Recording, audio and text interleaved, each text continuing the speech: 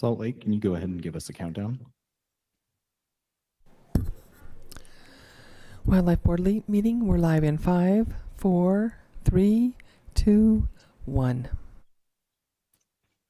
I'd like to welcome everyone to the Wildlife Board meeting this morning. Today's date is May 1st, 2025. This meeting is being held in person at the Eccles Wildlife Education Center in Farmington, Utah, as well as being streamed live on YouTube. This public forum allows you to express your opinions and proposals on wildlife management in our state. This board considers your ideas, opinions, and feedback before making decisions on the proposals before us today. The Wildlife Board is charged with setting wildlife policy for our state. Wildlife management is complex and sometimes emotionally charged. We all have ideas and opinions about what is best for Utah's wildlife. It's why we're here today, and that's a good thing. We encourage those who want to express their opinion at today's meeting to fill out a comment card. We expect those in attendance to be respectful to people who speak, especially those who hold views that don't align with your own. Respectful behavior helps facilitate efficient meetings where board members can listen, digest, and address the concerns, ideas, and proposals being presented for consideration. Disrespectful behavior includes booing, yelling, cheering, coughing, or not coughing, cheering, or laughing while someone is speaking. You could cough. You can also help maintain a respectful space by referring to people by name instead of descriptors of their physical characteristics, demeanor, or gender. If this behavior occurs, the board chair will remind attendees to be respectful. If their behavior continues, that applicable person or individuals will be asked to leave. Lastly, please help us reduce distractors during the meeting by putting your cell phones on silent. And if you need to take a call, we ask that you please step outside. We'll start by introducing our board members. We'll start down here with Brett. Brett Selman, Northern Region. Gary Nielsen, Central. Randy Dirth, Northeast Region. Riley Peck, Division of Wildlife. Bryce Thurgood, North. Paula Richmond, South. Kent Johnson, Southeast Region. Thank you. We'll introduce our rack chairs, please. Austin Atkinson, Southern Region. Eric Luke, Southeastern Region. Grizoline, Northeastern Region. Mike Christensen, Central Region. Brad Buchanan, Northern Region. Thank you. Appreciate all of you being here today also. We've got an agenda. We'll ask, is there any modifications or changes to the agenda before we call for a vote to approve it? Not seeing any, I'll entertain a motion to approve our agenda. So moved. Second. Motion by Kent, second by Paula. We'll start with you, Brett. Yes. Yes. Yes. Yes. Yes. Motion carries. Thank you. Any modifications to the minutes of either our January 9th meeting or our work meeting on April 8th? We had not approved our January 9th minutes because of our April meeting, we did not have any motions or anything such as that. So any modifications to either one of those meeting minutes? Not hearing any, I'll entertain a motion to approve both of those.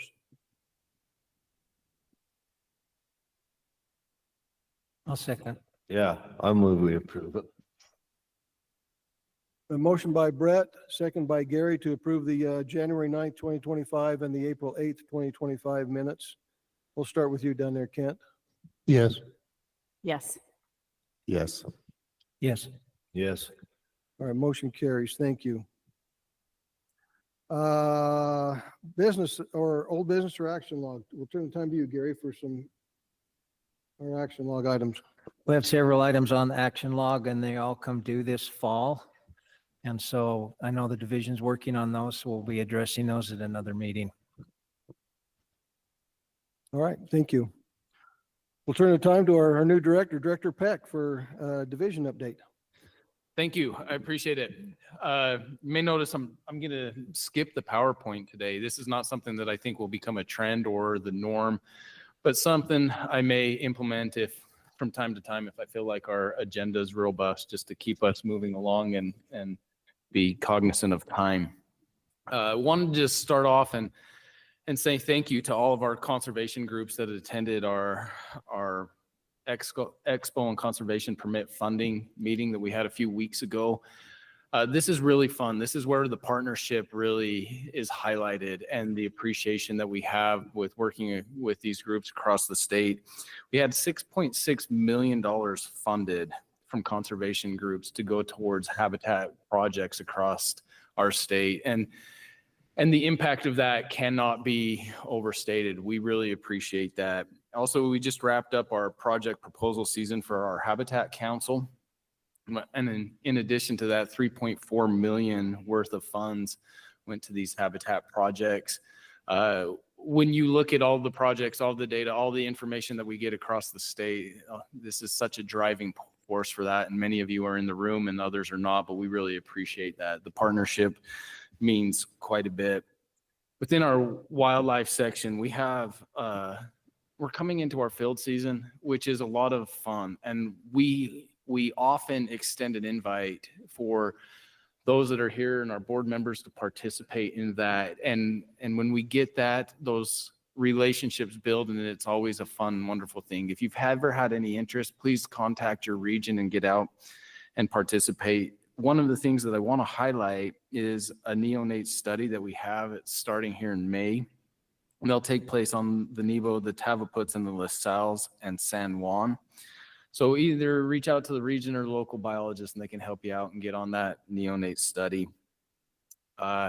As many of you are aware, our application period ended, and just to highlight where we were at, we're down about 2.7%, which is around 15,000 applications. Last year trended really well to what we saw in 2023. And some of those applications might have been addressed in the change of dedicated hunter in our general season deer and not being able to apply for both. So that might account for some of that. You can still apply for these points during our antlerless season. Big game results will be available May 15th. So I know a few of us wonder about that, and we speed that up as quickly as we can, and everybody will know how lucky or unlucky we are, but we should have those results by May 15th. And Mr. Chair, I think that is trying to be as complete and succinct as possible with our busy agenda. So thank you. Thank you. Any questions from RAC chairs or the board? Thank you, Director. Well, we'll move on to item number 5, taking big game rule 657-5 amendments. Dax,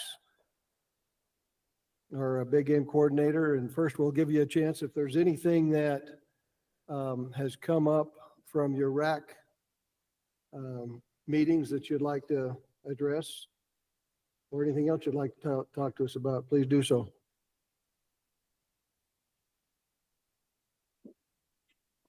Thanks, Mr. Chair.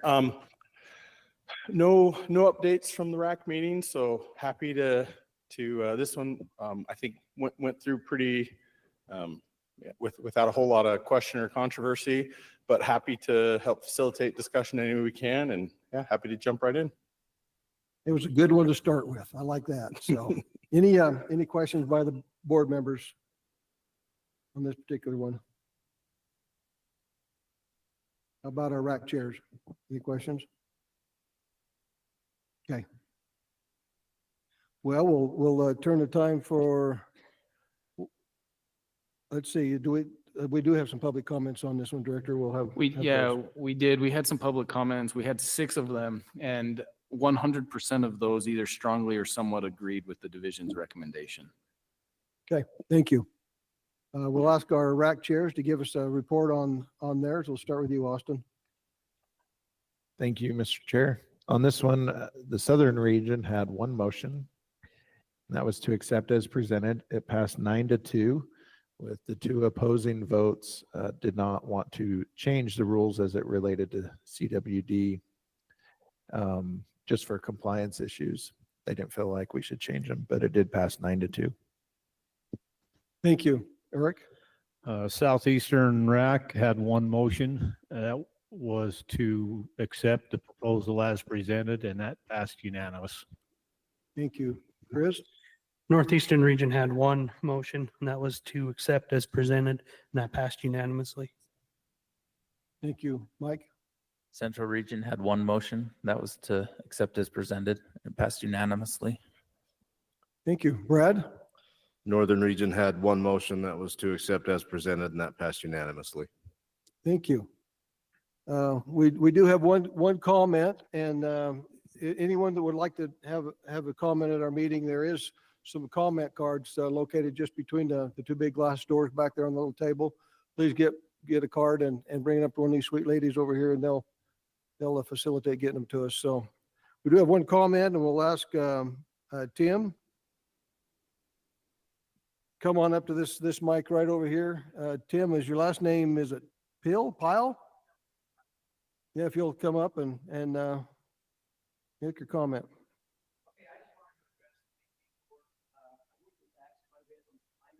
Hold on 1 minute, Tim. That mic isn't working, and we want to make sure we get your comments online. Thank you. So I've worked with Dax and some of the people in the Southeast region on the flying rigs, and I just wanted to address the board that to kind of get this front and center on the radar for 2025. There's a lot of activity out there in remote areas where people are using fixed wing and helicopters to retrieve and hunt for wildlife, which is allowed now in the proclamation.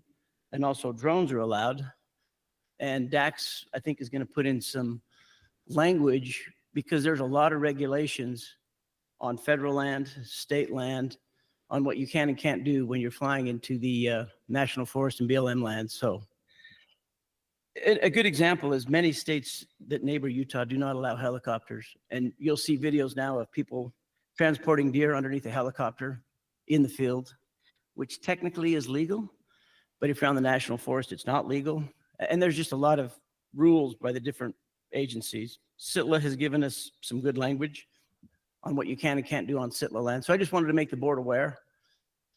Ideally, we wanted to get it back to how it was, but I just don't think there was enough time to accomplish all that. So Dax has quite a bit of insight. We've given him all this information. And I can share this with the board too, but it's kind of a futuristic thing. Any questions? No, but I appreciate that. Dax, have you got any questions or concerns?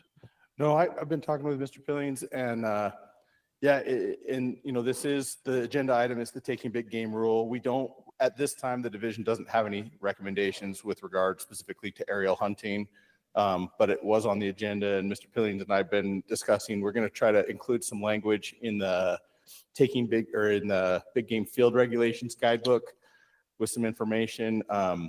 We made a change to the aerial hunting portion of our taking big game rule a few years back, where essentially you just can't hunt big game the same day you fly. We just want to make sure folks don't misinterpret that to think that you can basically land an aircraft anywhere at any time on federal lands. There actually are a lot of rules and regulations. A lot of those are from the FAA or from specific land management agencies. And we don't necessarily regulate those things as the Division of Wildlife, but we want to make sure our hunters are aware and don't inadvertently violate FAA regulations when it comes to landing aircraft on federal lands. So we're going to try to include some information to direct people to the appropriate resources if they have interest in doing that. It's not something that seems to be really widespread or commonplace across the state as far as, folks flying helicopters in to hunt. It's still probably cost prohibitive at this point, but some of the changes in drone technology, it's probably something that we're going to, forgive the pun, keep on the radar for keeping an eye on this into the future, and appreciate Mr. Pillings and his efforts and desire to help the division be aware of an issue he's seeing, and it's something we're keeping an eye on. We don't currently have a recommendation with regard to that in this right now in this cycle, but it's something we're keeping an eye on. Thank you for bringing that to our attention very much. Thank you. I think that was our only comment card we had. I'll just kind of clarify what the motions were. We did have all 5 regions had a motion that was passed either unanimous or in the majority on this one. So we'll turn the time back for board discussion. In discussion on this item. In regards to that, is that something that we need to put on the action log item to dive into it a little deeper, just to get ahead of it, curb it before it gets, especially with the drone aspect of it, you know? I mean, I know you guys are gonna look at it, but it'd be nice to. I've reached out to our regional staff and asked them to keep an eye out, keep an ear out to see what's going on. I think, you know, we're planning to keep an eye on this and see where it's going. If you want to put it on the action log and have us come back and report to you, we can. But it also seems to be pretty isolated, maybe a couple areas.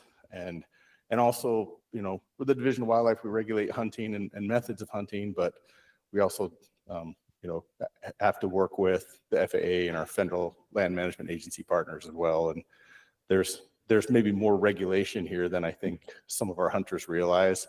For example, if you contract with an aircraft to get flown in somewhere or packed out of somewhere, you know, that aircraft probably is required to have a special use permit from the federal land management agency where they're landing and taking off. And I don't know if all of our hunters know that, but it's something, you know, commercial activity occurring on federal lands with aircraft. So Does that also include shed hunters? I suppose it would. if it's commercial, if you're contracting with aircraft to land and take off on federal lands, and I'm not the expert and I don't want to speak for the federal land management agencies, but based on what the regulations say, I think it would require a special use permit. So, but I'm not the authority for those federal land management agencies. So as you've talked about this and thought about it and discussed it, we do have supervisory role over the use of these kind of things hunting though, true? Yeah. Like, We have the ability to make regulations with regard to hunting, using them for hunting. so like on drones, can they scout a canyon with the drone or can they send it up there that morning? They're going up, see if the buck's still up there or, I mean, what, is there rules about that kind of stuff yet? Or? Yes, we do have some rules as far as using drones to help you with hunting, that type of thing that has been addressed. So, but as far the main issue here is probably transportation of hunters in or non-hunters out or game meat out. Some of that is, I think, maybe where there's some concern and we don't have perhaps as much regulation specifically from the division on that, other than you can't hunt the same day you fly. Okay, thank you. I guess to answer your question, Bryce, that's probably not a bad idea to have it put on the action item list, to at least talk about even retrieval.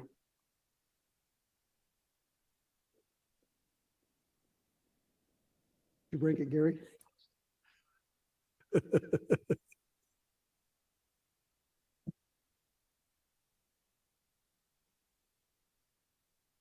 You want to, is there a motion on there? Do you want to make a motion?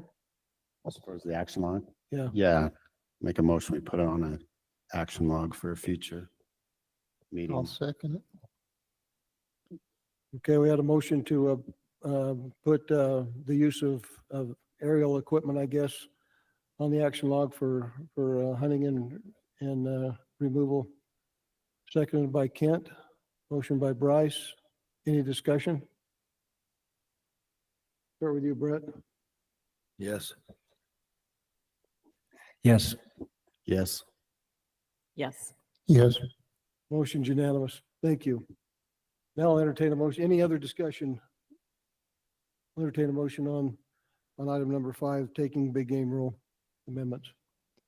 Make a motion to approve the taking big game rule amendments as presented. Second. Motion by Kent, second by Bryce. Any discussion?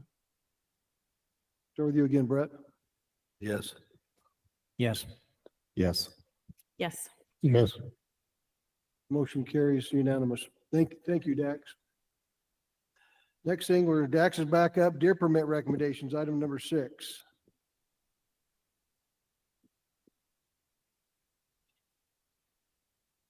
All right. Anything you need to talk to us about this one? Yeah, deer recommendations, right? I'm trying to Yep, remember yep, deer agenda order here. recommendations. So we had a great rack tour, had a lot of really good discussions in all the regions, received a lot of feedback both online, and then a lot of feedback was received by division personnel directly. I know Director Peck told me his inbox of his email was kind of blowing up over some of these recommendations with regard to deer, and specifically the one, occasionally the division, after going through the public process, will come back and make an adjustment to a recommendation based on the feedback that we received. There's more than one right way to manage wildlife. And, some decisions are based primarily on biology, and some are kind of a biology mingled with public opinion.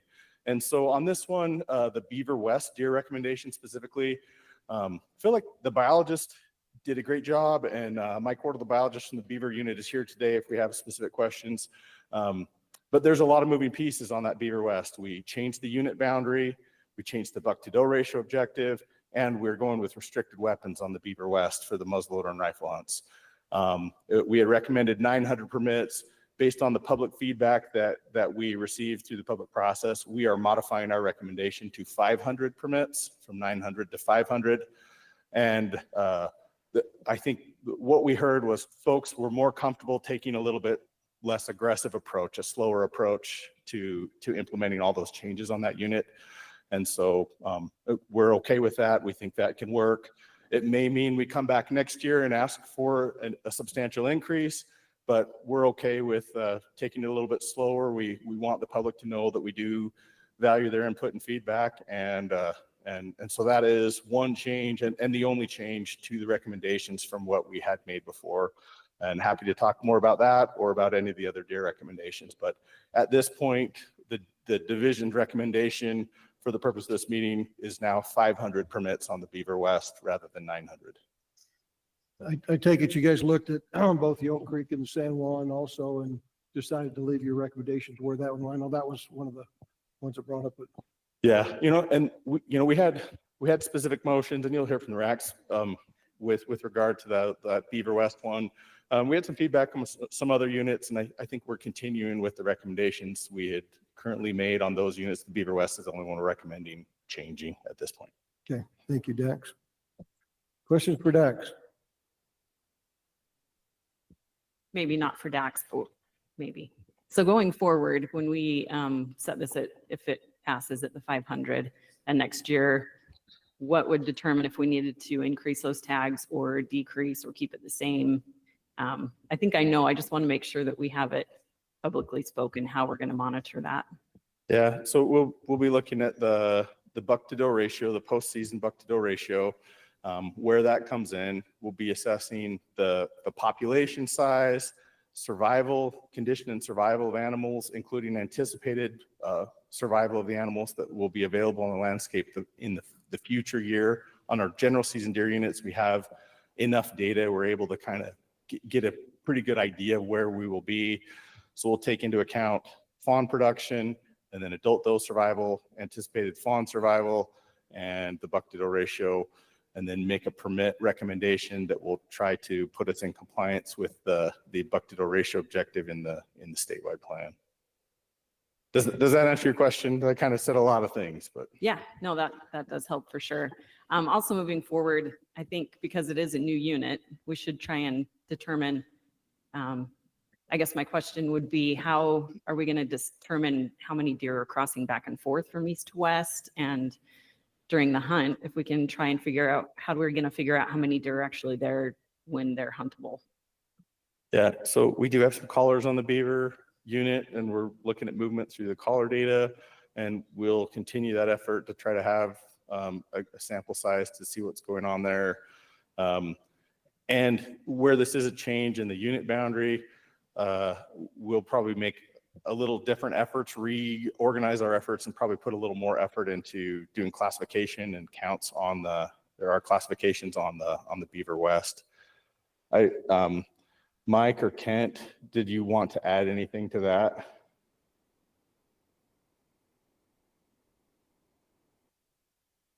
Yay, nay? Okay.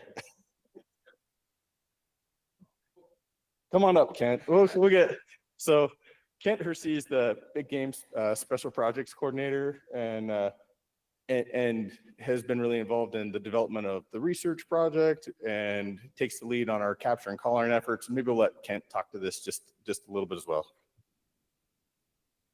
All right, thanks, Dex. Yeah, so I think from the movement side of things, that has been a unit, I think 3 years ago, we put collars out on the beaver and we also put them on the pavant and just look at that whole interchange.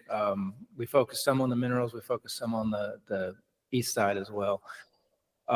So we have a lot of past data looking at movement, and there really hasn't been too much crossing between I-15, but we'll continue to monitor that and see how that affects the hunting.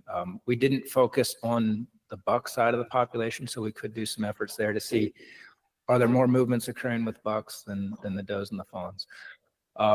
In terms of the recommendation, it's kind of a new situation. We don't know exactly, we don't have a lot of historic data on this unit, so we don't know exactly what is that population size, what is that buck to doe ratio. So it is a guess, an educated guess, but it's not as certain as some of our other ones. And we have some formulas that we've developed over the years that we can say, given this population size and this buck doe ratio and this weapon success, we would expect to issue so many tags. And they're pretty accurate, but with this one, as I said, there's a lot more uncertainty there. So we'll look at it and we'll see. And as Dax mentioned, we'll look at that buck to doe ratio. That'll be our primary driver of, did our permit recommendation get us to where we want to be with that buck doe ratio? But with that, there's also that social side of things. And so if we're within buck doe ratio, but our success was 5% and people really hate it, maybe we'll take that into consideration and adjust things. Or similarly, maybe the buck doe ratio is 30, but people still hate it. We have a number of those units where the social side comes in and we're not increasing tags because the social pressures are just too much. Like Thousand Lakes is a great example of one that we never really managed to that buck doe ratio because of the just general private land issues and other access. Has it been discussed to maybe look at cameras on those overpasses? Because there's only a few ways they can get in and out to unit. So just a thought to maybe count what's crossing and when.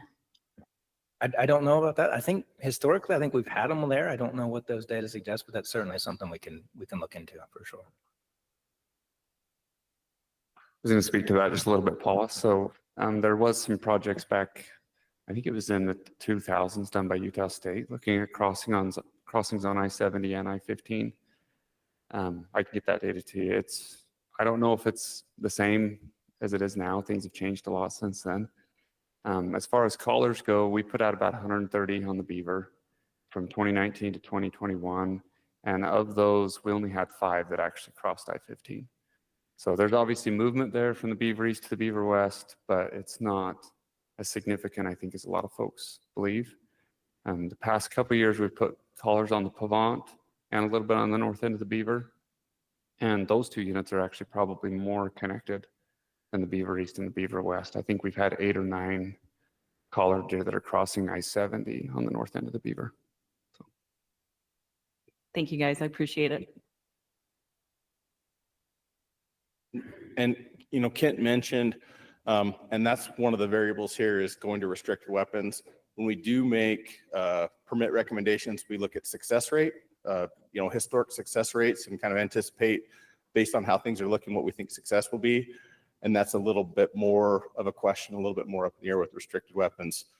Maybe it doesn't change success rates that much. Maybe there is a really significant change. So there's a lot of moving parts here, and that's why we appreciate the public feedback and are okay with perhaps taking a little bit more conservative approach to as we implement multiple changes all at once. Thank you, Dex. Other questions?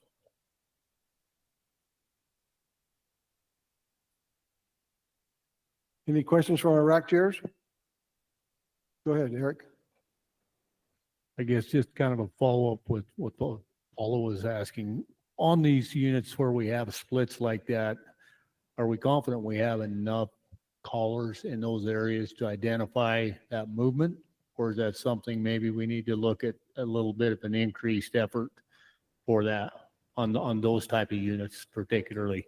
So we do have a lot of collars in Utah. I think most states are pretty jealous of the sample size of collars that we have. And the primary purpose when we initially set up our deer research program was to look to get a better idea on survival.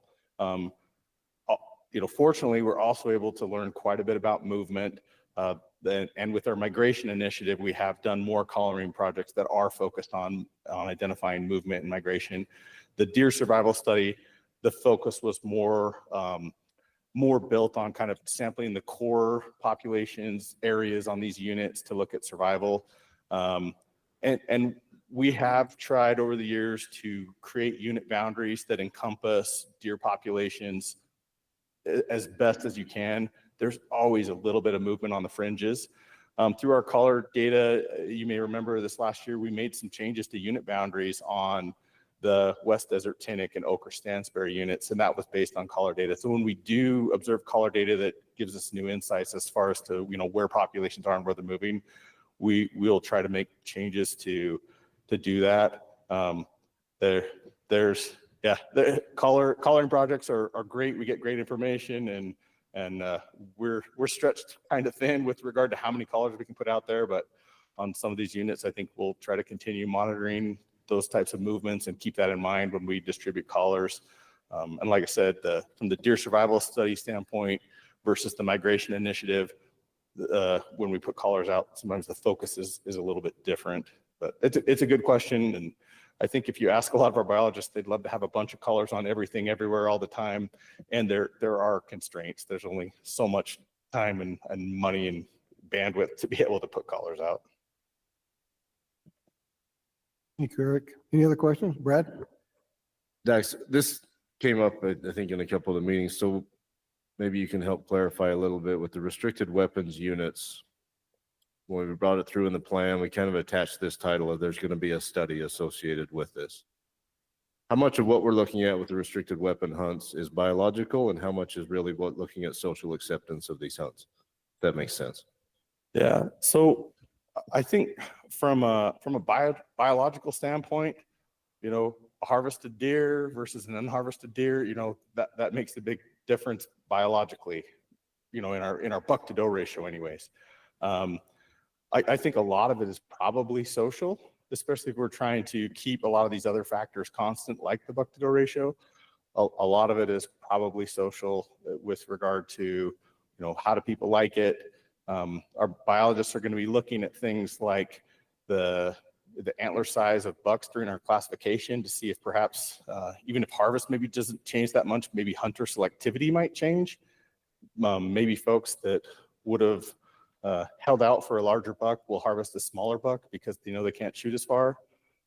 I also think that might represent a small percentage of our general season deer hunters because, annually about half of our general season deer harvest are yearling bucks. So I think a lot of hunters already are not super selective. So those are the types of things we'll look at. I think there's probably more of it as a social component than a biological component with regard to those restricted weapons. Thank you, Brad. Okay, we'll turn the time over to Director Peck for some online comments. We had quite a few on this one. Yeah, thank you. We had 12 submissions for public comment on this, and they kind of were a good spread. So we had 5 comments that strongly agreed or agreed with the division's recommendations, and 6 that strongly or somewhat disagreed, and then we had 1 comment that was neutral.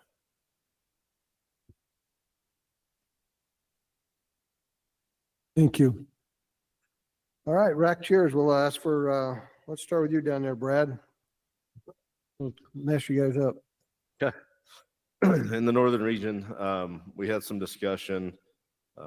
One point of discussion that didn't turn into a motion, but something that there is some desire in the mid-plan reviews to look at management hunts on additional limited entry units, Vernon, Book Cliffs, and some of those. But ultimately, we had one motion was to accept the deer permit recommendations as presented. That passed unanimously. Thank you. Mike? In the central region, we had 2 motions. The first motion was to accept the proposal as presented with the exception to revert the weapons splits on the Thousand Lakes unit and make it the same as all other limited entry units. And that failed 4 in favor and 5 opposed. And the following motion was to accept the proposal as presented, and that passed unanimous. Thank you. Chris? Northeast region had one motion. It was to accept the deer permit recommendations for 2025 as presented with the exception of the Beaver West unit and to decrease that proposed increase by half. So 450 increase instead of 900. And that passed 7-1. Thank you, Grizz. Eric? Southeast region had two motions.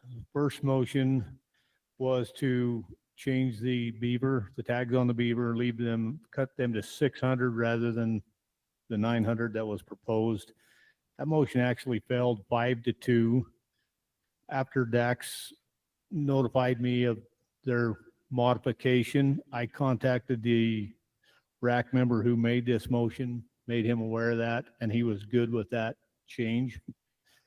The final motion was made to accept as presented, and that passed 6-1. And the one nay vote was just because of the beaver unit. Thank you. Austin? Yeah, in the southern region, we had two motions. There was obviously a lot of discussion, but most units fell underneath the 20% threshold where you can't touch it. So we did have discussion about Beaver East and West, and we had a motion that passed 10-1 to reduce the number of permits on Beaver West to 350 and reduce Beaver East to 1,600. And that motion passed. Second motion we had was to approve the remainder of the division's proposal for deer, with the exception of no increases on the Fillmore Oak Creek limited entry hunt or the San Juan Elk Ridge limited entry hunt, and keep them the same as 2024. And that motion passed 10-1 as well. Thank you, Austin. Okay, we will ask any other, we got, look, two comment cards. If we need any other ones, please get up to these ladies. The first one we'll go with Brandon Zundel and then Kevin Norman.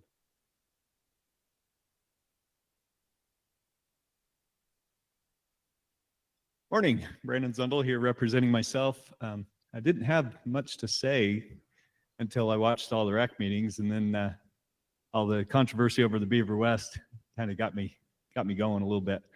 Although the changes probably make up for anything I might have said anyway. But one thing I learned is I watched through all the RAC meetings. If we can mess with it, we will. And that always gives me a little bit of heartburn. Part of the problem we've had, especially in the southern units around the beaver, the reason we've got such a big increase is because we never increase down there. And so that gave me some heartburn. But one of the things that I heard in the biologist recommendations is that part of that increase was he expected the success rate to go down with restricted muzzleloader and restricted rifle. And that's a part I really disagree with. I've got over 30 years of experience of hunting with restricted muzzleloader, and I don't think if we have a reduction in the success rate, it'll be negligible. So I just have a hard time believing that. And then my suggestion was going to be that we should decrease it down to whatever he would have recommended, with the success rate being the same, although that's taken care of now with this new recommendation. So I think with that, I can go turkey hunting. So thank you very much. I like your shirt. It says I'd rather be turkey hunting. I'm with you there. Kevin? Kevin Norman representing SFW. We support the division's recommendations with a couple exceptions. Like to see no increase on the Oak Creek and also on the San Juan. Appreciate the division's new recommendation on the Beaver West. That's kind of what we took through, so we definitely support that new recommendation. Thanks.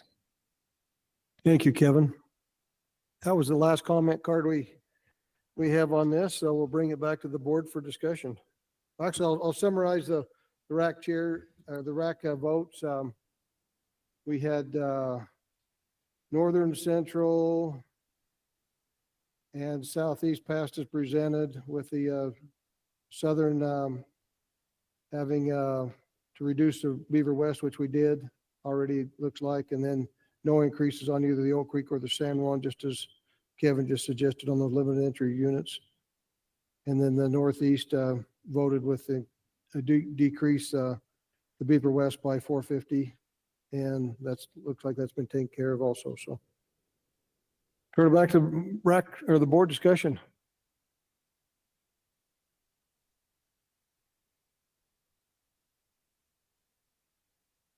I guess I have a question for Dax on the Fillmore, Oak Creek. Would you just go through your reasoning on the permit increases there?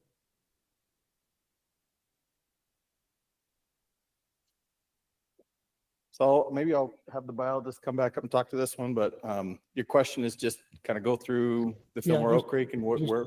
Just where you got to on those increases, because there was some discussion and some concern in the racks about staying where we were last year on it. Yeah, you bet. So the reason for the increase is just that the buck to doe ratio is well above the objective.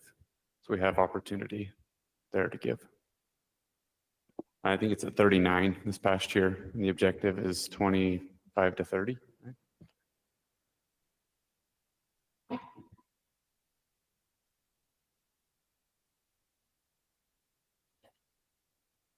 Other questions, discussion?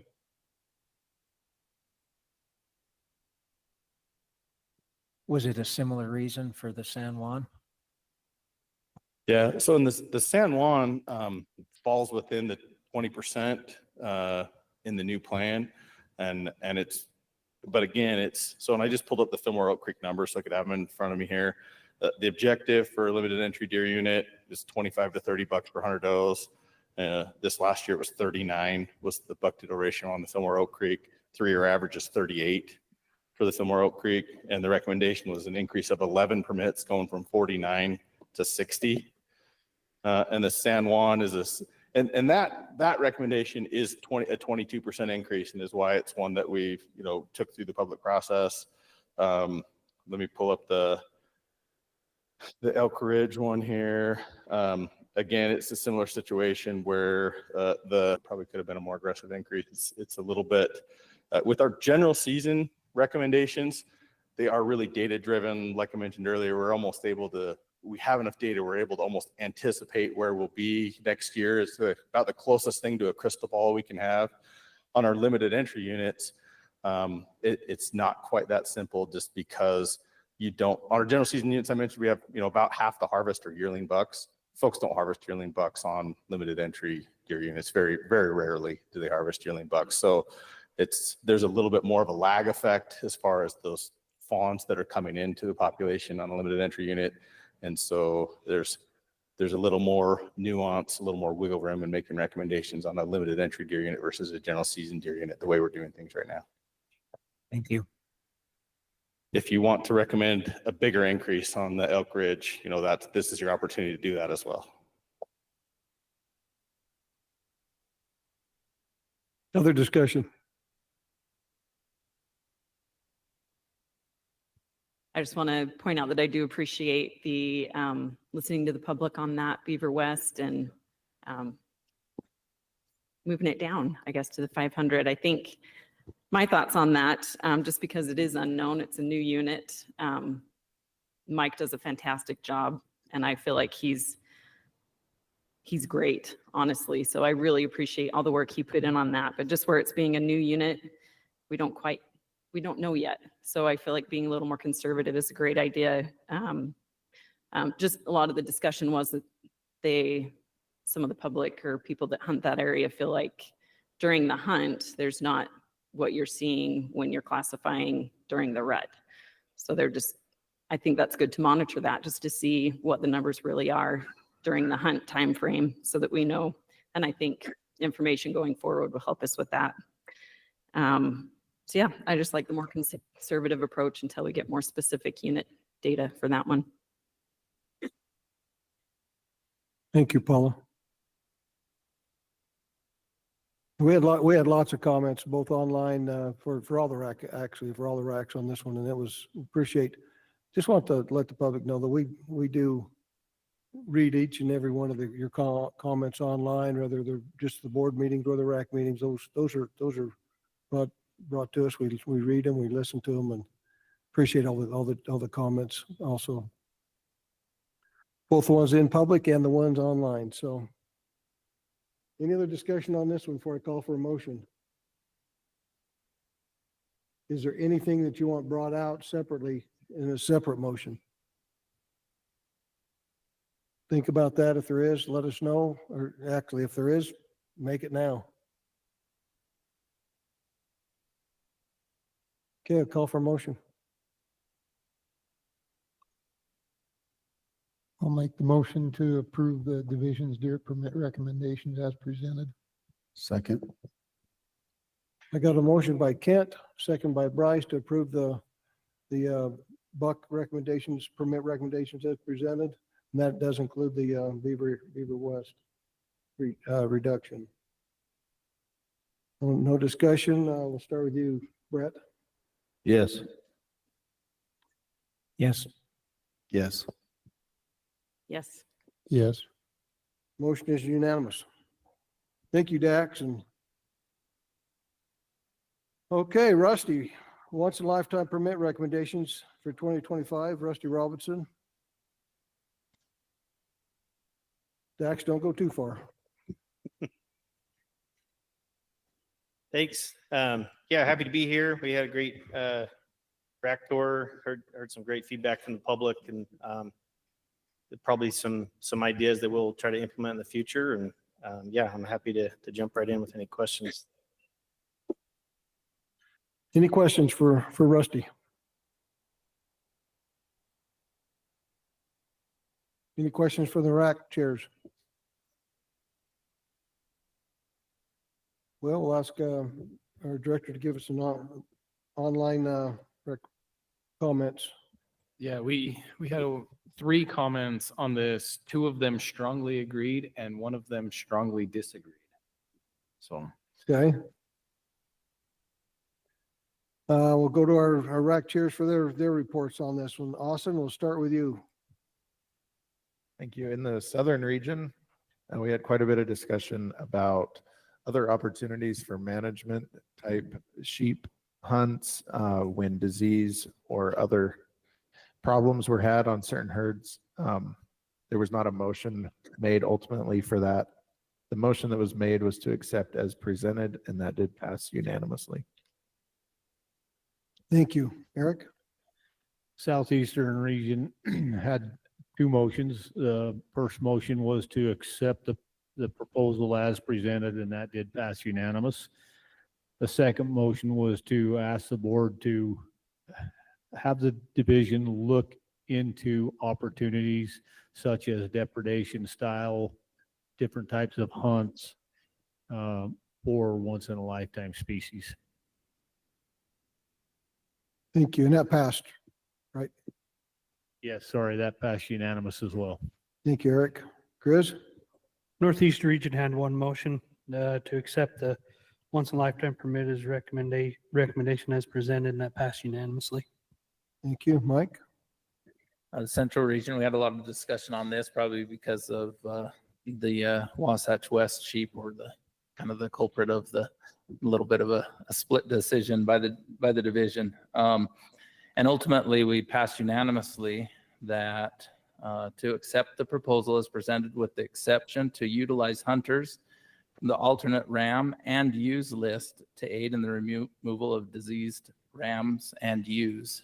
And I think it's important to note that our RAC felt strongly that the harvest of ewes in those kind of situation would be beneficial to hunters with how many people put in for the limited ewe tags we have in Utah. So. Thank you, Mike, Brad.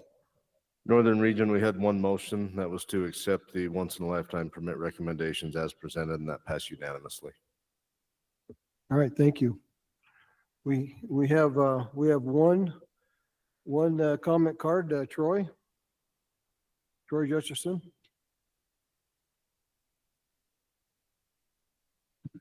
Troy Justison, Sportsman, Fish and Wildlife. Before I get started on my comment, I'd just like to recognize the passing of a former board member, Lee Howard. And I think this topic's really fitting because you'd be hard pressed to find a more sheep art enthusiast than Lee. So our condolences to his family. Lee was definitely an asset to the state of Utah and a counterpart to you guys as a wildlife board. So just recognize that.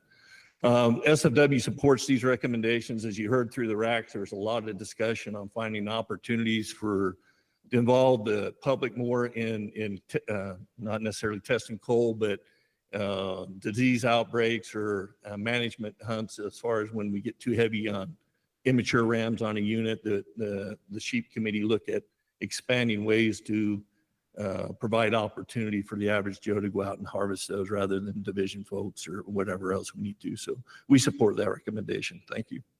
Thank you, Troy. And thank you. Nice touch on Lee. All right, bring it back to the board for discussion. Got a question. Is that plan instituted that we could go to hunters for the rams and ewes right now? And like, when do you guys decide to pull the trigger? I mean, that's a hard trigger to pull, but when do you decide that it's time? It's probably been a while since we've tried to bring in a hunter on like a wandering ram. The most common scenario is that we get a ram that's wandered out of the core population and is going into some risky areas where they have the potential to contact disease and then bring it back to the herd.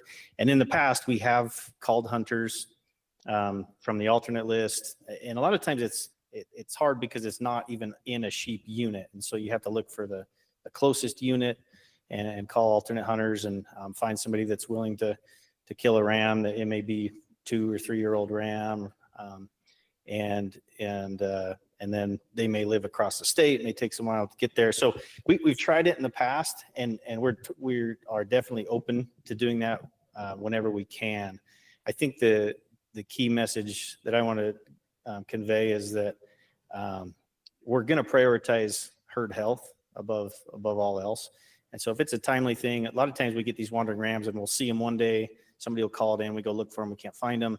And then that might go on for a week or two. And then finally we've got them in our sights and we kind of just need to take care of the problem. And so sometimes it's really a time specific urgent thing where we just take care of the problem.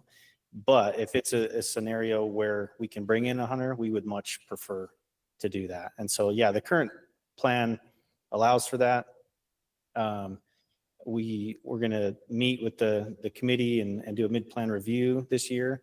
And that'll probably be a major topic of discussion on how we spell that out maybe a little more clearly and identify some tools more specifically that we can use to incorporate hunter participation. But yeah, we'd much rather have hunters participate, but we're going to consider the health above all else.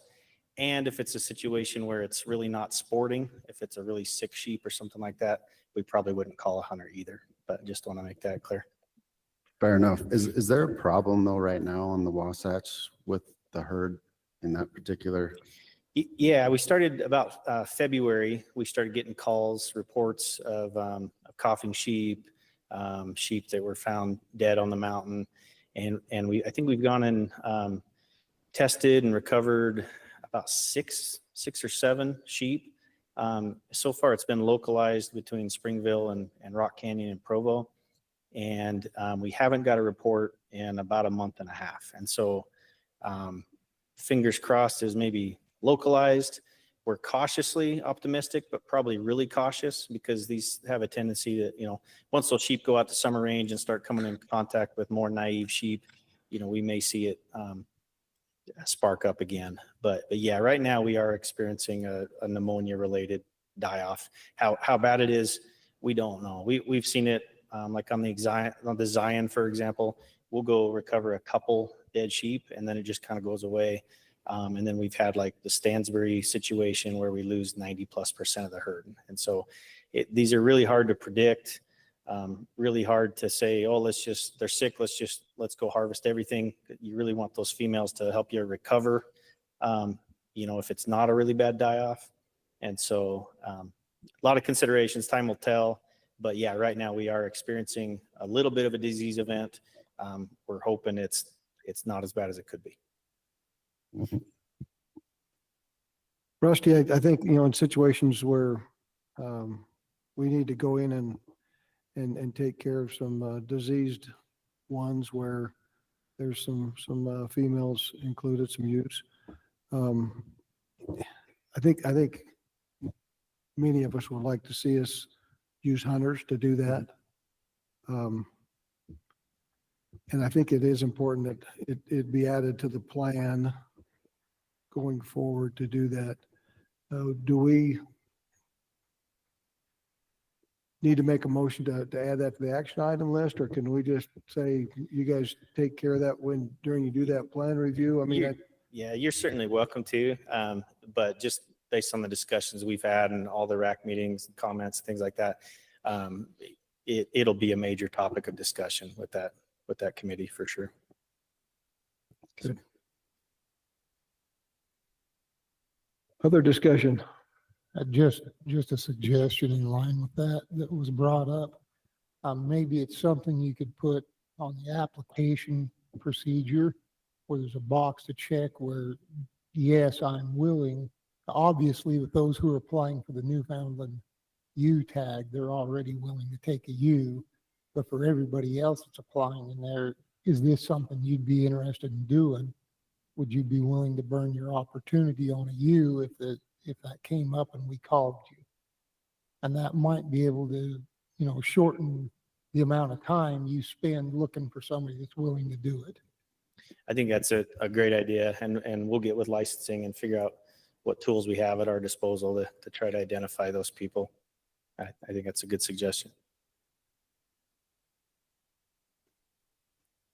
So do we need to add this as an amendment to this rule and pass it today?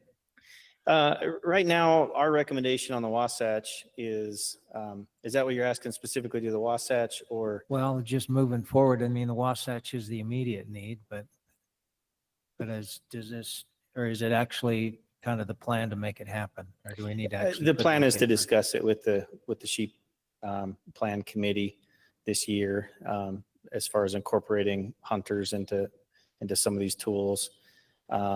But yeah, like I said, you're certainly welcome to make an action log item. But I think there's enough discussion about it. We'll definitely discuss it at those meetings. And with the ability to call 2 additional hunters, depending on the extent and severity of this disease event. And certainly it came up, I think, at the Central RAC that, why don't you ask for more? And we're certainly open to more flexibility for sure. But yeah, that's kind of where we're at with that discussion.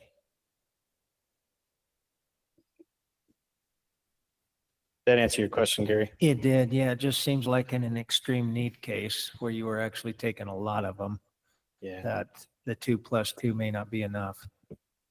Yeah. Like I said, we'll always take more flexibility, but yeah, I think when we originally made that recommendation, we were thinking more in terms of, if we lose those rams and there's not that many left, but what if it's not so bad, then we can just go back to what our normal recommendation would be. And then we started thinking of it more in terms of, if we're having a really bad die-off, we may just want to offer this opportunity to more people instead of just letting these rams die on the mountain. So, okay, thank you. Yep. Yeah, are you interested in making a motion to just on the box checked idea?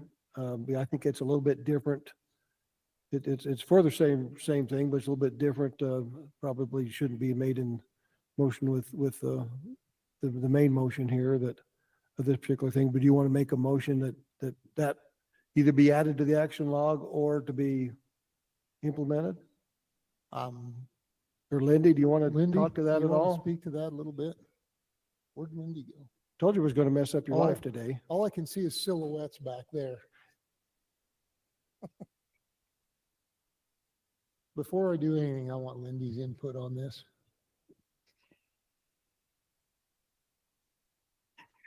Thank you. So, you can make an action item. We can definitely look into it. We're always looking to educate our public or ask questions. We have tons of ewe hunters, applying for these hunts. So we'd have plenty on the alternate list to call. But if you're wanting to ask ram applicants, if they want to hunt a ewe, we definitely can look into that, for next year. Because the application is closed for this year, so. But it's up to you, if you want to make an action log item, but it's something that we So- can already look into for you. It sounds like it's something that's on the radar. Rusty's made note of it. You've made note of it now. Do you think we need an action log item, or can we just say the division's going to do it? It sounds like she's got a pretty good list already that you utilize. Is that? We do have a lot of applicants for ewes and rams, so. And so if we was going to kill off a group due to disease, you'd probably have enough applicants in that particular unit Or nearby units, to yeah. call, or a nearby unit to call. I feel like we have sufficient number, yes. Okay. No, I don't think I need to make a motion at all. Okay, thank you. Thank you, Liddy. Guess we're not going to mess up your day. Mr. Chair, I feel like it would be a good idea to talk or make an action log item that they talk about. Not only they talk about it, but come back and report, their game plan moving forward. Not just have a discussion and nobody else hears about it, but come back with the report, how they're going to move forward, especially like, if they had a unit that had a bigger problem, bigger unit, say the new feasers, knock on wood, hopefully that never happens, but it was, we had a good game plan in place that they could strategically implement it. Okay. I'll make a motion that we add to the action log our plans for dealing with and how we're going to implement using hunters. And I know I've talked to Rusty a lot about this, about using hunters, and I think where we have a large surplus of people who are willing to shoot a ewe, that I think we have both options covered. I don't think we need to ask them if they want to shoot a ewe if they're a ram hunter. Not sure anybody will do that, but where you already have the others, I think it'll be easy. So if we add that to the action list, and then when's the sheep meeting? We don't have anything on the calendar yet, but it'll be this summer. We'll try to take that through one of the fall rack meetings. Okay, so can we look for it in the fall? Yeah, can you restate that motion for me? Yes, It was a little bit longer than I could write. Okay. Make a motion that we ask the division to look at the procedure they're going to use for contacting and notifying hunters when a cull situation is incurred on a unit, for both ewes and rams. And we have a list for it, so I don't think it'll be a big deal, but and then just let us know what the result is and have it on the list for this fall. Did you get that, Stacy? Do I have a second? Thank you. I'll second. Motion by Gary, second by Paula. Any discussion? Start with you, Kent. Yes. Yes, and this, just to clarify, there are a list of people that are in line to draw, but you also need a list of people that are willing to burn their points on maybe a lesser quality ram. So I'm sure they know that, but just adding that in there. Yes. Yes. Yes. Motion carries. Thank you. All right, back to the original. Any other discussion on the once in a lifetime permit recommendations? Otherwise, I'll entertain a motion for that. I move that we accept the once in a lifetime permit recommendations as presented. Have a second. I'll second it. Motion by Brett, second by Kent to accept the once in a lifetime as presented. No discussion. We'll call Brett. We'll start with you. Yes. Yes. Yes. Yes. Yes. Thank you. Thank you, Rusty. Item number 11, I'm sorry, I'm jumped ahead a couple. We're doing so well today. Item number 8, bull elk permit recommendation for 2025 DAX. Anything come from your rack tour that anything else you need to like to talk to us about that wasn't in your presentation? Not on this one. Happy to just jump in and help with the questions or discussion. Okay, thank you, Dax. Any additional questions for Dax from the board?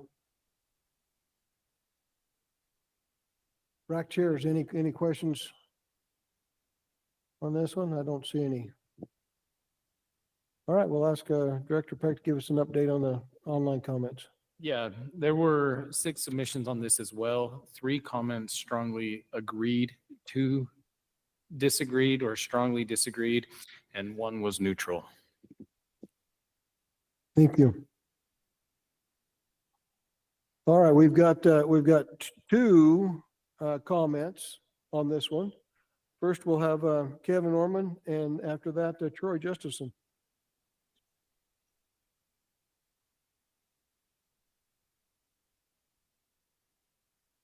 Kevin Norman representing SFW. We support division's recommendations. Other than the fulfillment committee decided to vote no increase on the San Juan as well for elk. So thank you. Thank you. Oh, okay. Just Troy's going to beg out on this one. So we'll go back to the board for discussion. Oh, rack chairs. I'm sorry. Rack chair. Give us your updates, your motions. Southern region had one, and that was to accept as presented, passed unanimously. Thank you, Austin. Southeast region had 2 motions. First motion was to actually increase the number of tags on the beaver unit by 6. That motion ended in a tie, and the tiebreaker failed. Second motion was to accept as presented, and that passed unanimous. Thank you, Eric. Chris? Northeast region had 2 motions on this one. The first one was motion during the elk management plan. We'd like the board to review the spike general hunt, whether to have a year rotation on certain units. And that one passed unanimously.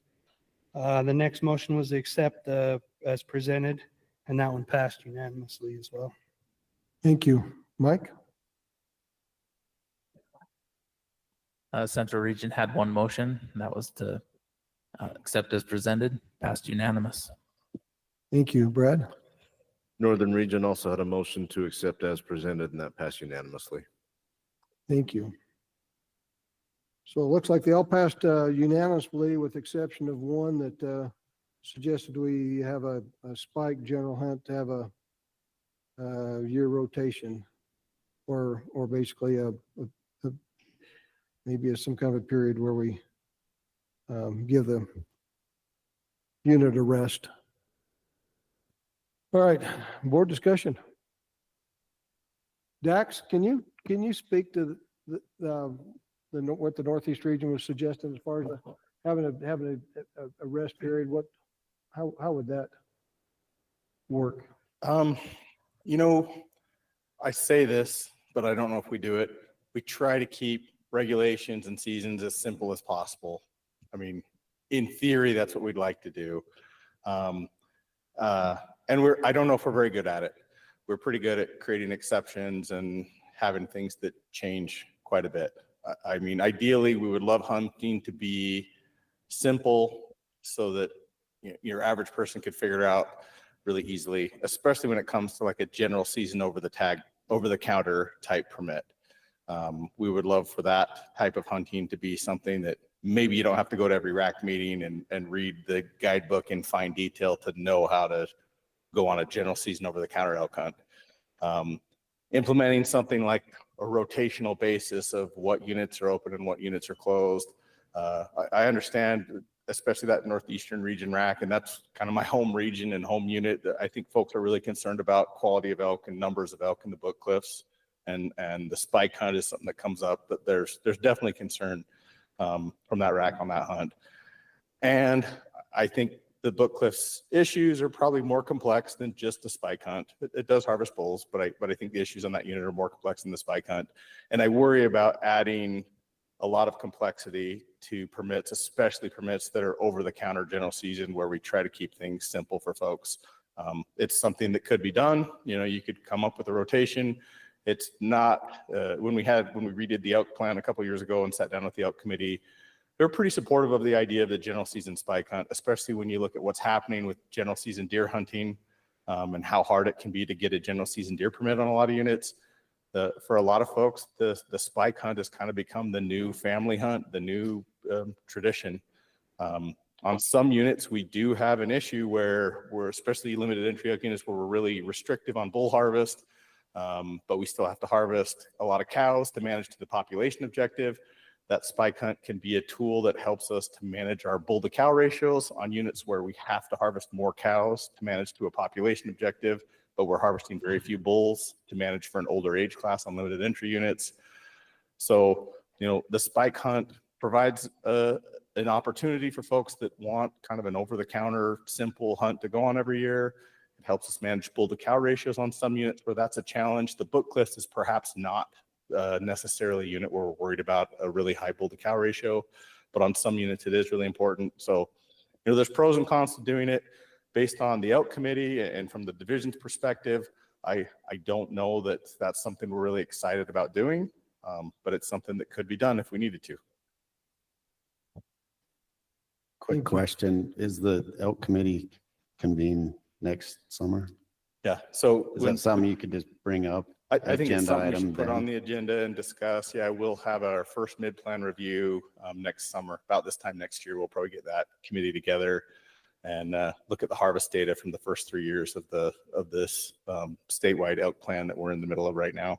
And I think the spike hunt is definitely something we could put on our list to look at and have some conversations about. I've had a lot of public comment about this as well, and there are a lot of people that feel like to just rest a unit and give it a shot in the arm with bulls for 1 year, every 5th or 6th or whatever year, and would just be real beneficial. And they go, well, so what's the downside? Is it because we'll get too many older bulls, then we'll have to increase big bull tags? He said that seems like that'll solve one of the other problems we're having with point creep. And I know it's like it takes a few years for it to happen, but I think there's a lot I know it's come up in Central several times, and we did talk about it in the elk committee. So if we talk about it there again, I think that probably will cover it. But I think it's an idea worth reconsidering, especially after we have the data from the first half of the plan's performance, and we can see what's going on, see if that might actually make a difference. I know the people that specialize in big bulls are seeing a lot less on several of the units, and their automatic knee-jerk reaction is, well, it's because we're killing them all on their spikes. And I know that's not true because a lot of them survive, but it seems like it would be a good free unit every 5 or 6 years to give it a shot in the arm. Dax, I know this is a little bit off topic, just a little bit, but I've got some good friends that were born and raised in Utah, but no longer live in the state due to their work, and that the spike hunt was greatly appreciated by them to be able to come here and with their family and go in and do that. And now with the increases that are put in on the out-of-staters, it's kind of made it put out of their range. So just be aware of that. That's made it pretty tough on a lot of our non-residents that love to spike or love to come be this part of the spike hunt.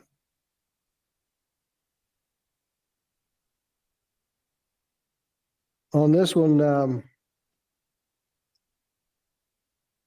there's a spike hunt issue, and other than that, there wasn't any other ones that I picked up on, that other topics that might be brought out separate from the main motion. Is there does anybody have any other issue they need to talk about?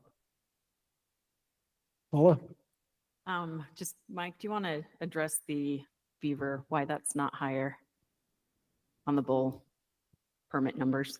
There's a reason. I just want people to be aware of why. Yeah, you bet. Thanks, Paula. So one of the reasons why we didn't go further in an increase on the beaver is that we're kind of expecting a threshold to drop off here fairly soon. The beaver had really high elk numbers in the 2000 teens, And about 2018, we started to really take the gloves off on cow numbers and to get that population back down to the population objective. And because of that, there's not as many of those bulls that are like 5, 6 years old right now on the mountain, because there just weren't a lot of calves hitting the ground in 2018, 19, and 20, because our cow population was significantly decreased. And so the harvested age is really high right now. It's, I think, a 9.1 this past year. But part of that is because that's what we have on the mountain. There's a lot of old bulls. There's not a lot of 5 and 6 year olds. So that was why we didn't increase that further. Thank you. Randy, could I ask him a question, or is that out of line? No, yeah. Mike has a question. So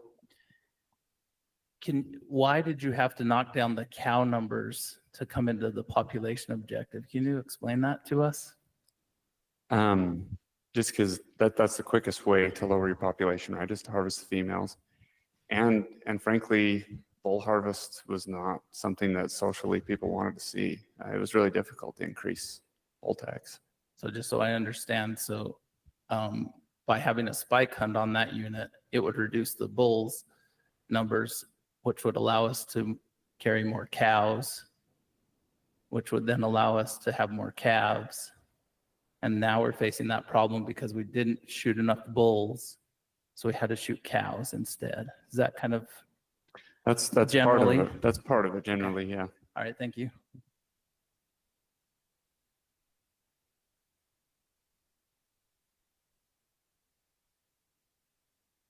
Okay, discussion.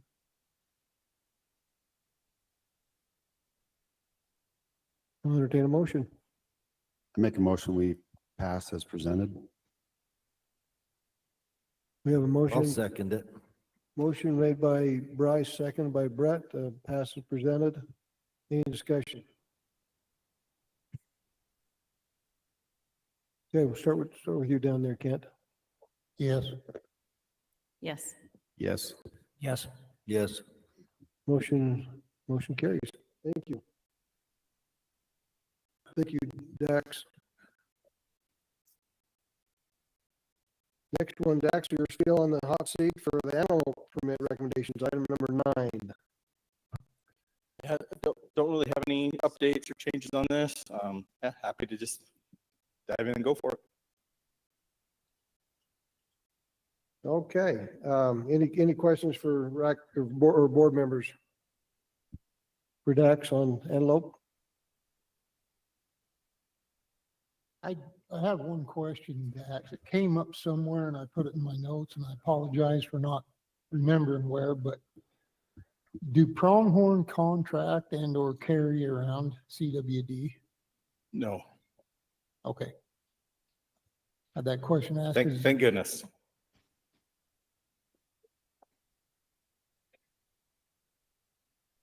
Other questions from board? Do you feel like the increase in tags is going to put enough pressure that it's going to do the same thing it did a decade ago and make them all leave?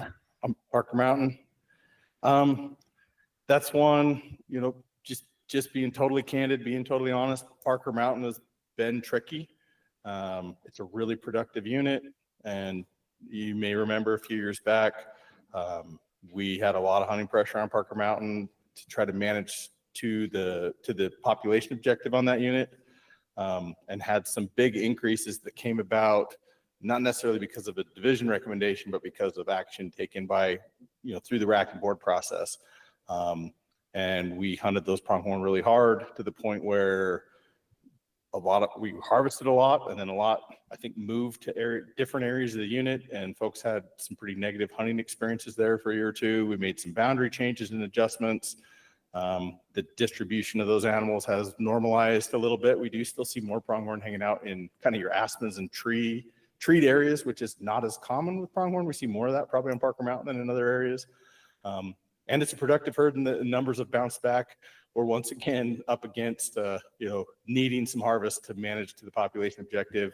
And what you bring up, Gary, is something we're conscious of. And that's part of why we have the different weapon splits. Instead of going with the 20% archery, 20% muzzle, or 60% rifle, we're doing a 30-30-40 recommendation for the Parker to try to spread hunting pressure out on the landscape.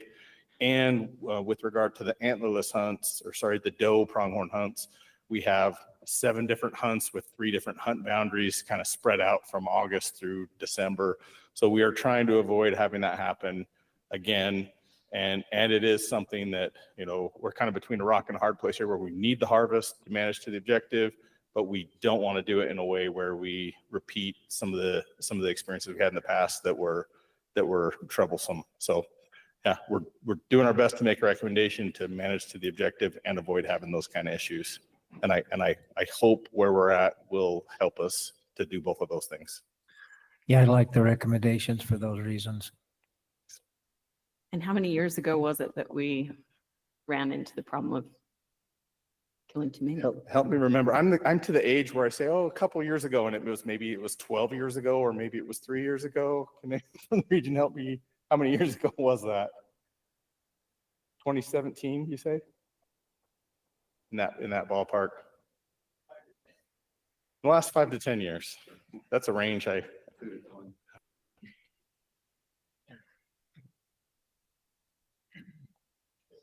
Any other questions? Any questions, RAC chairs? Go ahead, Mike. In our central rack, you discussed that maybe having other seasons in the future going forward could help alleviate that pressure. Is that something that you're still looking at? Yeah, so with the timeline and with us now proposing our buck bull once in a lifetime season date and hunt structure in 3-year increments,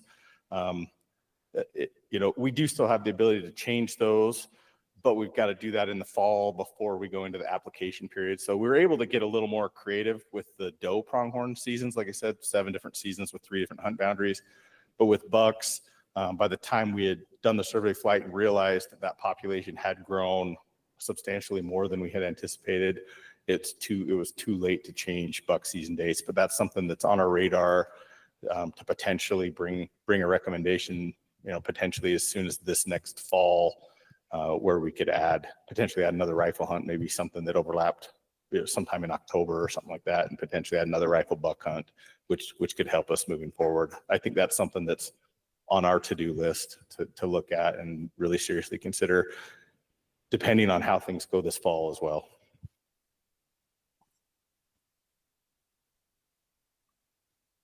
Any other questions?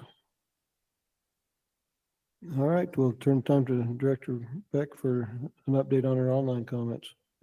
Yeah, this one's kind of simple as well. We had a total of 5 submissions, 3 strongly agreed and 2 strongly disagreed. And of those that strongly disagreed, there were concerns over the splits on the Parker Mountain, and one person disagreed that pronghorn reached their full age objective horn growth by 2. So those were kind of the simple comments. Thank you. All right, we'll go to our RAC chair report. So are you, Brad? Okay, in the northern region, we had a bit of discussion on the Parker. One bit of feedback was to ask coming into November to look at a split rifle hunt. But ultimately, our one motion was to accept the recommendations as presented. That passed unanimously. Thank you, Mike. Central region had 1 recommendation, and that was to pass as presented, and that passed unanimously. Thank you. Chris? Northeast region also had 1 motion. It was to accept as presented, and that passed unanimously. Thank you. Eric? Southeast region also had 1 motion to accept as presented, and it passed unanimously. Thank you. Austin? Southern region had 1 motion. That was to accept as presented with the exception of increasing the permits for buck pronghorn on the Parker Mountain by an additional 50. So that'd be 250 total instead of the proposed 200. And that passed unanimously. Thank you. Okay, as far as comment cards, we have 1. Troy? Nope. Okay. Oh, just 13. All right. All right, that we'll come back I don't think we need to summarize those. They were all passed as presented with the exception of maybe increasing the Parker Mountain by 50 tags. Come back for comments, discussion.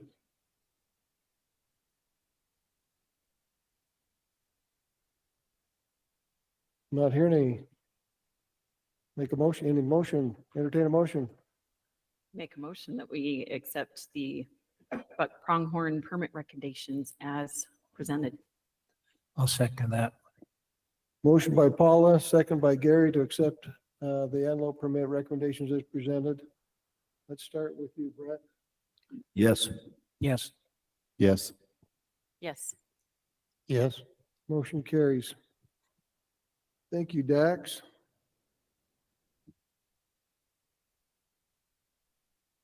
I'm not sure about this.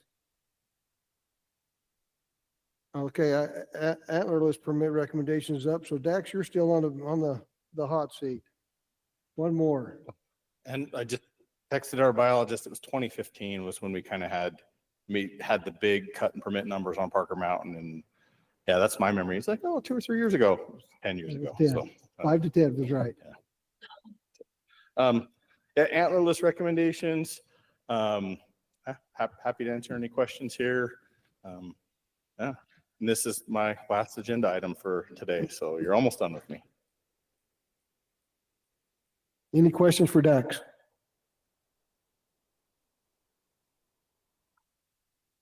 Any questions from rack chairs on the antlerless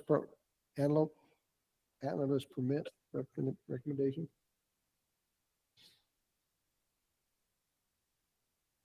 Well, ask the director to summarize this one, or online comments. Yeah, this one's keeping with the trend as well and kind of simple. We have 4 that strongly agreed with the division's proposal, and there was one that strongly disagreed. The one that strongly disagreed had a slew of reasons why, mostly to do with felt like we were killing too many cow elk for too long across the landscape. So. Okay, thank you. We'll go to the rec chairs for theirs. Let's start with you, Austin. On the antlerless permit recommendations, we had 2 motions. First motion was to reduce the doe permits by 50 on the Parker Mountain subunits. That motion failed.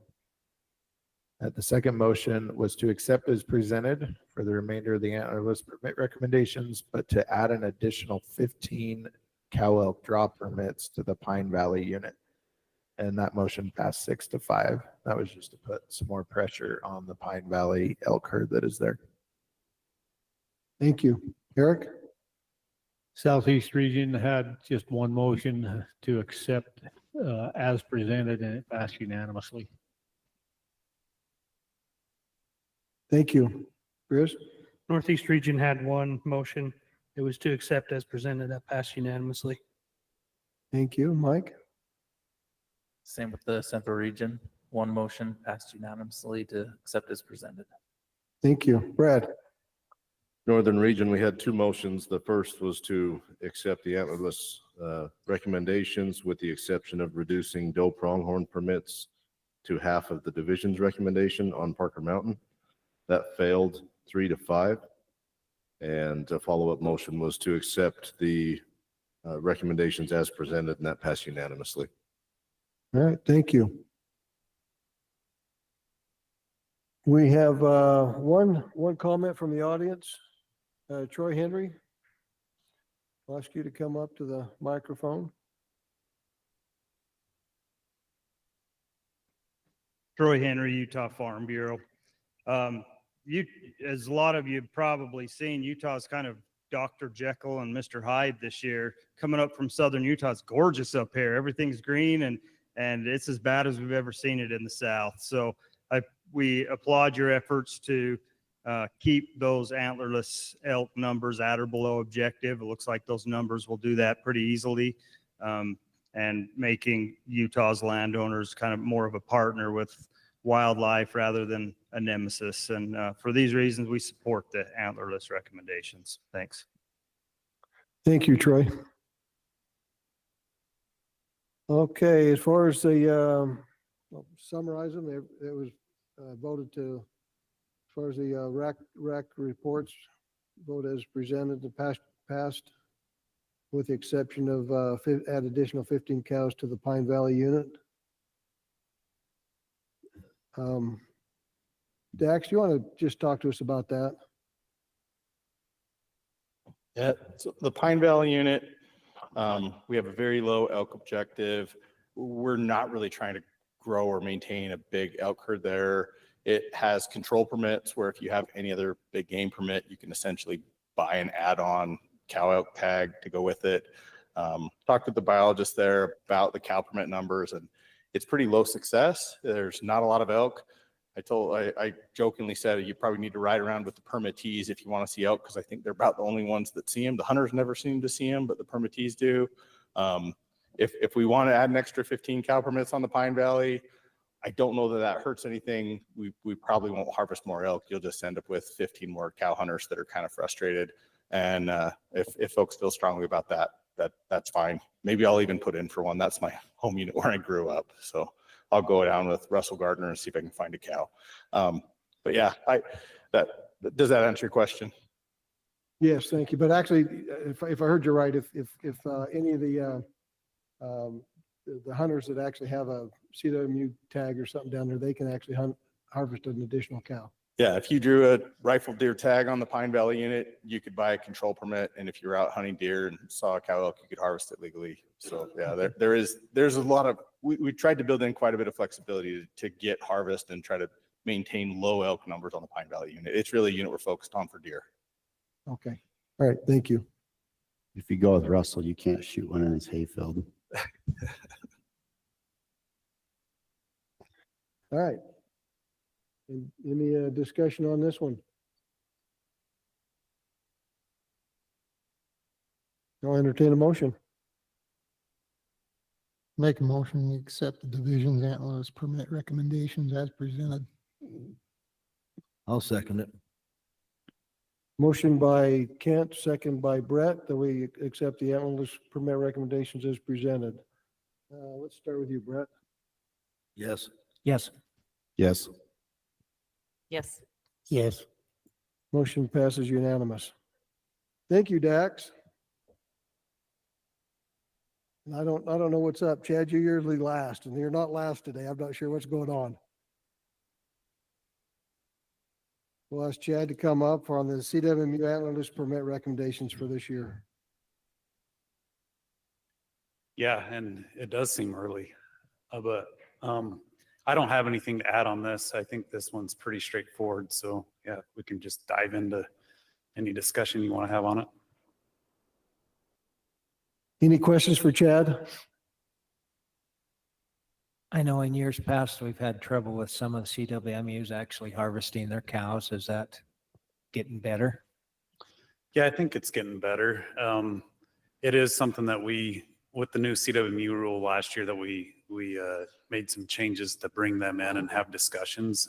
Those haven't happened yet, but here in May or June, we're going to bring all those in and have deeper discussions. So there's a few triggers on there that will automatically make it so we have to have discussions. So I think with that, we're moving in the right direction on it. Okay, thank you. Other questions for Chad? Questions for rack chairs? No? Okay, online I'm not sure, do we have any comments on this one, Director? We did have 4 submissions. 2 of them somewhat agreed with the division's proposal. 1 strongly disagreed, and then there was 1 that was neutral.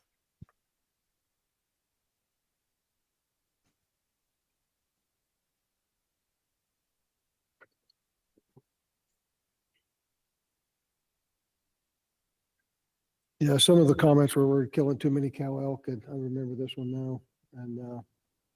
And then some, we shouldn't be killing a doe at all in the state. But sometimes, we have to maintain our landowners' appreciation that we need. Okay, back to the one public comment that mentioned something about the 90-10 split on deer with CWMUs. And in fact, we don't really have doe tags. Did you want to speak to that at all, Chad, or anything? There was an individual who was concerned about it, one comment. Yeah, and it's something that we've heard before, actually, in our CWMU advisory committee our rule committee, we discussed that a little bit. So it was decided it's a 90-10 split. It's been that way forever. There'd be some risk with making recommendations of changing that of how that would affect the program. So at that point, we just decided as a committee that it'd be best to stay with that split for now. But something we can entertain going forward. Thanks, Chad.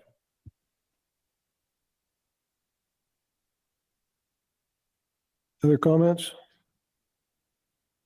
Questions?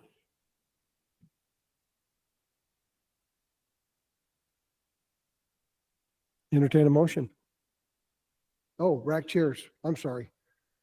I'm jumping ahead of myself. Let's start with you, Brad. Okay, Northern Region had one motion that was to accept the recommendations as presented, and that passed unanimously. Thank you. Mike? As usual, the Central Region had robust discussion on this topic. One thing that we were concerned about that we didn't vote on is that many times CWMUs are not increasing their cow elk antlerless permit numbers on those CWMUs, while the surrounding public lands are increasing their harvest of antlerless elk, and that's possibly creating a safe harbor for those elk to go. That was something that was expressed a bit. And the hope is that through the new rule change, maybe some of that can be alleviated. But in the end, we passed to approve as presented unanimously. Thank you. Chris? Northeast Region had one motion to approve as presented, and that passed unanimously. Eric? Southeast Region had a lot of comment. Most of it revolved around the hunt planner and getting it updated to reflect the CWMU antlerless permit numbers. But in the end, the motion was made to accept as presented, and that passed unanimously. Thank you, Eric. Austin? Yeah, Southern Region accepted as presented, passed unanimously, just the one motion. Thank you. Chad, can you just address that hunt planner? If I remember right, in order for them to maintain their COR, they have to update that hunt planner annually. Is that correct? Yeah, they're supposed to look at that, their boundaries and everything else on a yearly basis. They are, I think it's a little bit deeper than that. They're also like, there's some desire for more in-depth information. And the CWMUs are trying to get a website up and going where they can link it to it and really give a lot of information out. And I know that they're in the progress of that. So I think that that's something that will get rolled out, and we'll get it running really good. And I think to Mike's discussion there they had in the central that about the new triggers that were put in the rule should be helping out our cow elk harvest. Yeah, it's significantly. going to bring us to the table. We're going to have pretty in-depth conversations on that. So yeah, I think that it will be a good change for us. Okay, thank you. Okay, back for us to discussion. Any discussion on this one? If not, I'll entertain a motion. Make a motion, we pass as presented. I'll second that. Motion by Bryce, second by Gary to pass the antlerless permit recommendations or the CWMU antlerless permit recommendations as presented. Randy? Yes. I'm going to recuse myself from this vote. Okay. Only because you too close to it. Too close. Okay, thank you, Brett. So we'll start with you down there, Kent. Yes. Yes. Yes. Yes. Motion carries 4 in favor, 1 recusal. Thank you, Chad. And the next one, where you're still on the hot seat for landowner permit rule amendments. Yeah, and I guess on this one, this is from House Bill 202. A law was changed. Within that, we were able to give some criteria for when a landowner has between 4,000 and 8,999 acres, they have the ability to get a voucher, 0, 1, or 2 vouchers from the division. And so this just sets out criteria of what the division will consider when giving 0, 1, or 2 vouchers. Okay, any questions, comments? Questions?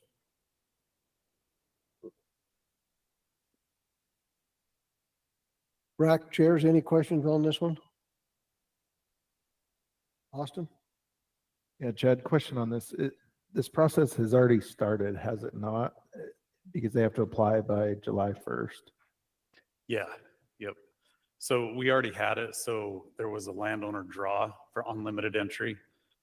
That was due by March 31st. So they already could have put in for a landowner draw, and now, yeah, if they missed that and are looking for vouchers, then they have till the 31st to apply on that. Chad, can you tell us who conducts that draw? Is it a digital drawing? Is it a paper drawing? Let's ask Lindy, who conducts that. She'll be better at answering that.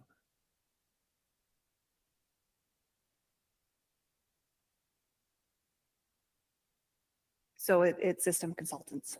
So everything's entered in. It's just a backhand application that our regional staff puts in the applications, and they still conduct it just like any other draw that Utah runs. One more question, Chad. If a landowner has a contiguous piece of land that falls in there and he splits it into 2 with his name as the owner on both pieces, is there anything, can he hunt both pieces that the voucher was issued for if it falls under the same landowner name? No, it's so the application will have that land on it, and you can only hunt that contiguous that the application was on. But I think this one is a little bit different. So if you have a block, it's for every 640 acres that you can put your name in. So like if you have a big block, for each 640, you can put it in. So I don't know that anybody would split their land into, but I guess if they did, they would have to choose. If they were under 4,000, would it not give them more draw applications to split it into 640 blocks? It still says for every 640, you can put your name in. So if you had 3,000 acres and you can put your name in, I should have done a better one that I could have done easier math. But however many times that is, so potentially like 3 or 4 times, right? And he could hunt the entire section. He wouldn't be restricted to that 640 block. No, you could hunt the whole entire, but put your name in the hat that many times. Okay, thank you.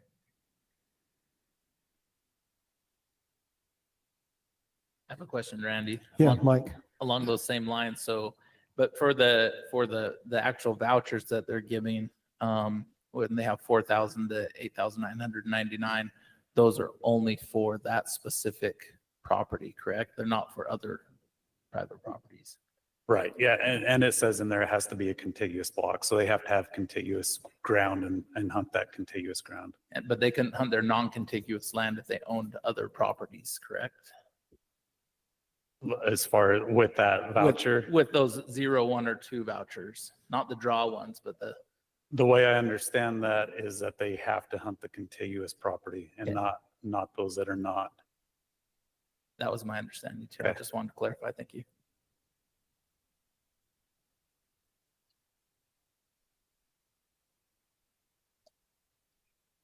Any other questions? Oh, we'll go to the online comments. So we had 4 submissions. 1 comment somewhat agreed with the division, 2 somewhat disagreed, and there was 1 that was neutral. Okay, thank you. All right, rack chairs. We'll go to you. Start with you, Austin. Southern region just had 1 motion to accept as presented, and it passed unanimous. Southeast region had 2 motions. One was to recommend to the Wildlife Board to look at adding line items stating that if a landowner permit is obtained for any specific species and permit type, that person obtaining that permit would lose their points and incur the waiting period for that species. That passed 5-3. The second motion was to approve the rest of the permit rule as presented, and that passed 6-2. The two objecting to that one were not so much against the proposal, but just against the new legislation. Okay, thank you, Eric. Chris?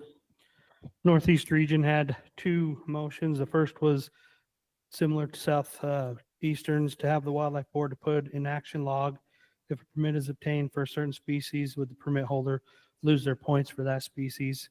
And that one passed 5-3. And then the next motion was to accept the division's proposal as presented, and that passed unanimously. Thank you. Mike? The Central Region had one motion, and I apologize that I didn't go back and relook at this motion. But it says, our motion was to add 3 words, or to see 3 words added to rule R 65743-12-3A2, and in quotations, it would read, which may be necessary through private ranch antlerless harvest open to the public draw. That's the word changes when population estimates, continue. So the intent there, well, that passed 6-3, and the intent there is to the division, as they look at who qualifies for these 0, 1, or 2 vouchers, that are they willing to allow the public on to help harvest antlerless animals to maintain the population. So, thank you. Brad? Northern Region, we had one motion that was to accept the permit rule amendments as presented, and that passed unanimously. Thank you.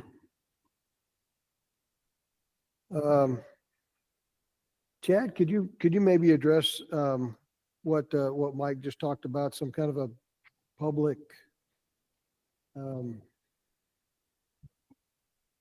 access, I think, would be the better word for public access or benefit basically for these?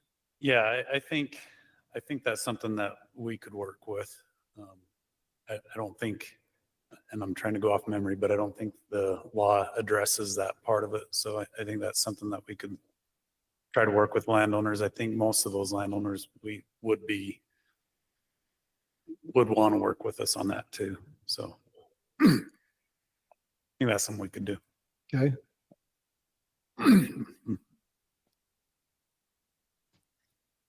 As far as the other ones goes, talk about the points. If we had a couple of our racks vote to, I guess, restrict the hunter to lose his points and incur a waiting period, how hard would that be to do? We feel like as a division, that's something we've brought quite a few times to the board on recommendations, and it feels like anytime it's landowner points that the vote has been no. And I think maybe Wendy wants to talk a little more on it, but that's just been our experience, is that when we've made those recommendations with landowners losing points, that it just hasn't ever passed the board. So we'd be open to that.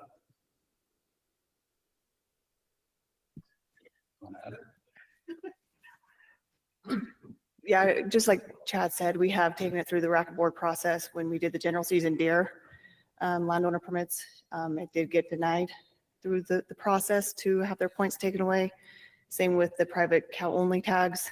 Again, it was approved and then reversed to not have them lose their points. So we've tried, but if you wanted to have us take a look at it, you can definitely do an action log item and we can look to see what that could look like. But we have done it in the past and it hasn't gone through as well. Okay, I'd like to speak to that, Mr. Chair. Okay. And that's something we've had discussions a little bit. I have with other people, with other board members. I think, the feeling is we would, pardon me, we would look at that as like, if you buy a landowner permit and it's only good on the private ground, there's, for me personally, there's certainly no appetite to take points away in that situation. But if someone like they have a voucher, like in the situation of I think it's option 2 with the landowner associations where they can sell unit-wide permits.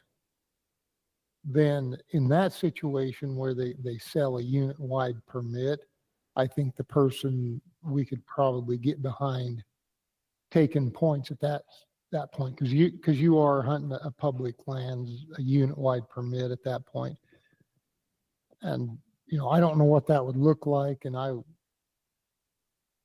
but I'm not supportive of taking away points if it's a private lands only hunt. Like if they get an HB 202 tag and it's only good on their 4,000 acres, I don't want the person that buys that voucher from the landowner to lose their points just based on their hunting 2,500 acres. I don't think they should lose their points on that.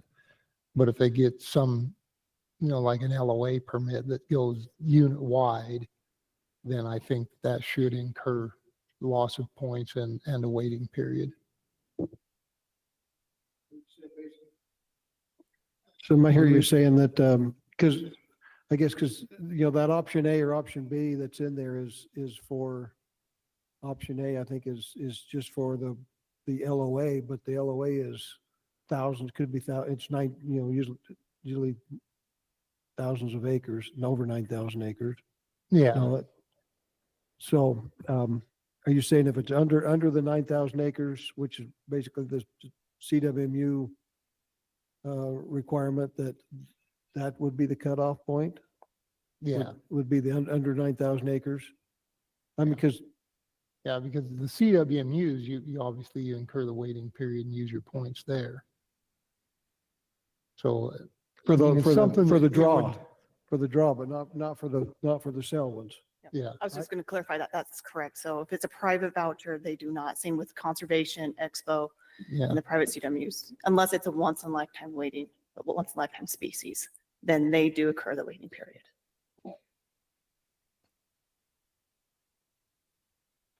I don't know, to be honest with you, I don't know where you draw the line in the sand would say this one is or this one doesn't. It's it's kind of, to me, it's an either or thing. Either do it or you don't do it. Okay. That's fair enough argument. I just, I can see the sentiment and I agree with a unit wide permit, but I also at the same time, I look at it, well, maybe conservation permits could be lumped in that. I don't know. It's hard to find where you draw that line though, I think.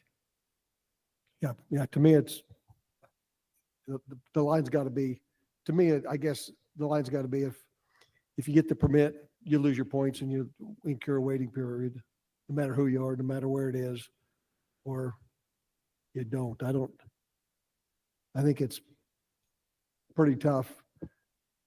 And I understand if you tell a landowner that, if they're giving it to their kid or their grandkid or whatever, that they got to incur a waiting period now because they got a free tag, as opposed to a guy that, paid $10,000 to go hunt somewhere. There's both people are pretty, have their own opinion on how, what's important to them, I guess.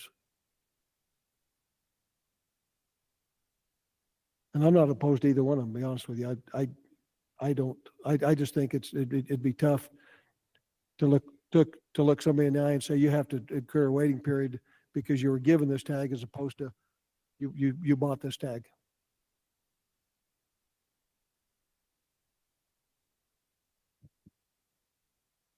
Gary, you've got an opinion. Give us your opinion.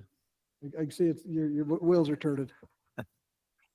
I kind of, I agree with Kent. If it's a unit-wise tag, I don't have too much heartburn about losing your points and incurring a waiting period. Although, you know, that we're using it to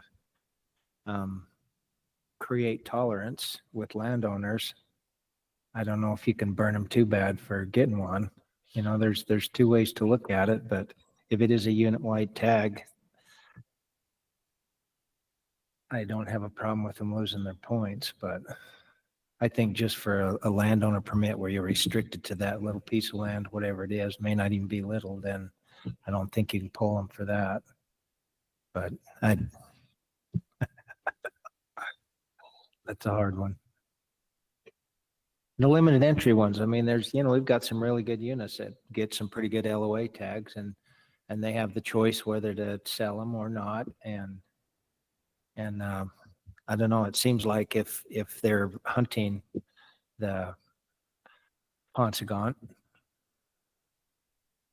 maybe they ought to lose points like anybody else who gets a chance to hunt the Ponsegont. I know the CWMUs, even the ones that are smaller than 10,000 acres, you lose your points and use your, now we've got, even if you draw a cow on a CWMU, you lose points. So I don't, just kind of fits with the general theme of creating opportunity and killing down a little bit of the point creep.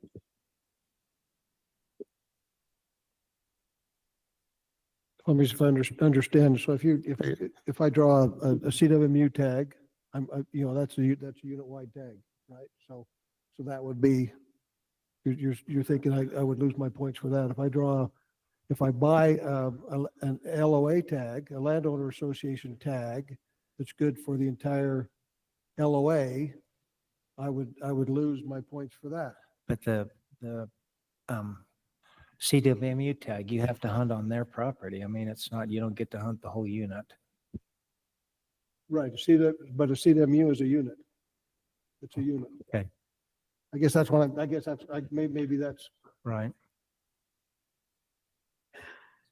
I mean, I see where it's kind of hard to draw that line, but if you're hunting like the new voucher that's 4,000 to 9,000 acres or 899, then you wouldn't, that one?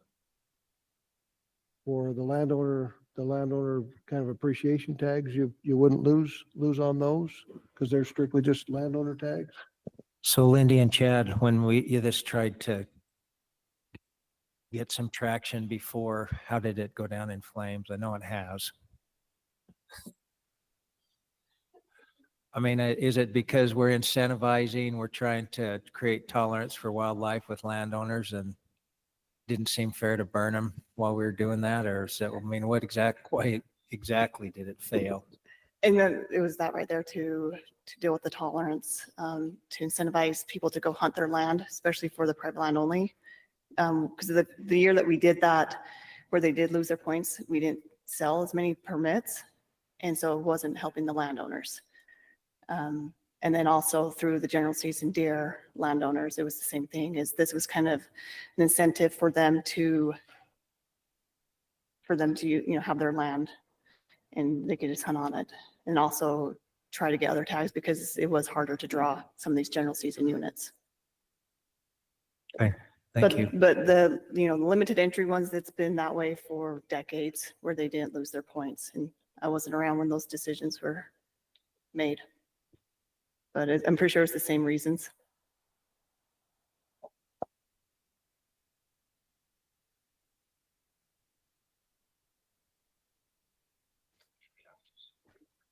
I wonder if we, just a thought, have it put on the action item list to have the division to actually instruct them to draw the line in the sand for us, where that line is, that some of them would and which ones would and which one wouldn't lose their points and would that be acceptable? That's probably the best way to do it, and that's kind of where I was going. And then it would go back through the public process so Yeah, that it the needs to public go could through the get public input on it process. throughout the state. And still, we had two racks that that it was discussed at. Yeah. And to be sure, HB 202 is what triggered this. I'm certain of that. You know, there's a lot of heartburn about that. Yeah, I don't think we'd be talking about this particular issue right now if it wasn't for that bill. But it is the legislation that we have, and so here we are. We just live with it. So if you want to do that, Mr. Chair, I'll go ahead and make the motion to put that on the action log. To have the division look at where we draw the line on points, loss of points on private lands permits that are vouchers.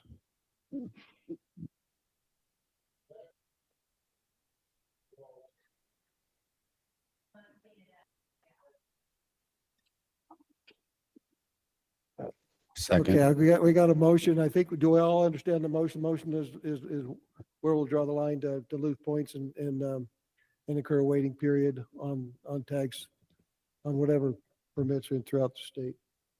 Do I have a second? Gary, do you have something? Do you want to amend it? Not,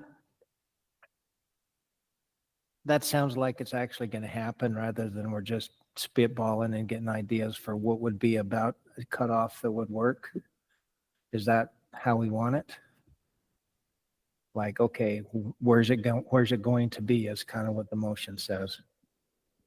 Or are we just looking for where it should be if we do it, and Okay, then, and that's maybe, good. and whether or not it's even workable that I like that as wording. the entire discussion, and have the division come back and report on that. Yeah, then you get a lot of, if we do that, then it'll come back through the RAC process where all the, we'll get all the public comments on it and maybe draw the line where maybe they think it should be as opposed to what's being presented. But at least we know,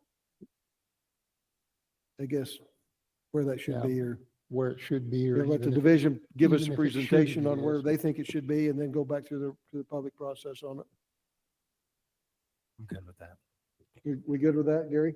And I like that it's an action item instead of us throwing something on at the last minute before anybody has a chance to look at it, like we've seen in legislation. So Yeah, I like that. We had two racks that actually voted on it, but I don't know that the others had a chance to even think about it or discuss it. So that's probably the best way. Thank you, Paula. All right, do I have a second? Oh, did Bryce second? Okay, so we had a recommendation by Kent, second by Bryce. Any discussion? Start with you, Brett. Yes. Yes. Yes. Yes. Yes. Thank you. Thank you. Okay, let's go back to the topic here and so that Chad could Yeah, there was some make more, his day. there's some more discussion about public benefit on the specific to the HB 202 tags and the criteria that the division uses. And I'd like to kind of add, and this is something that came up in discussions in the racks.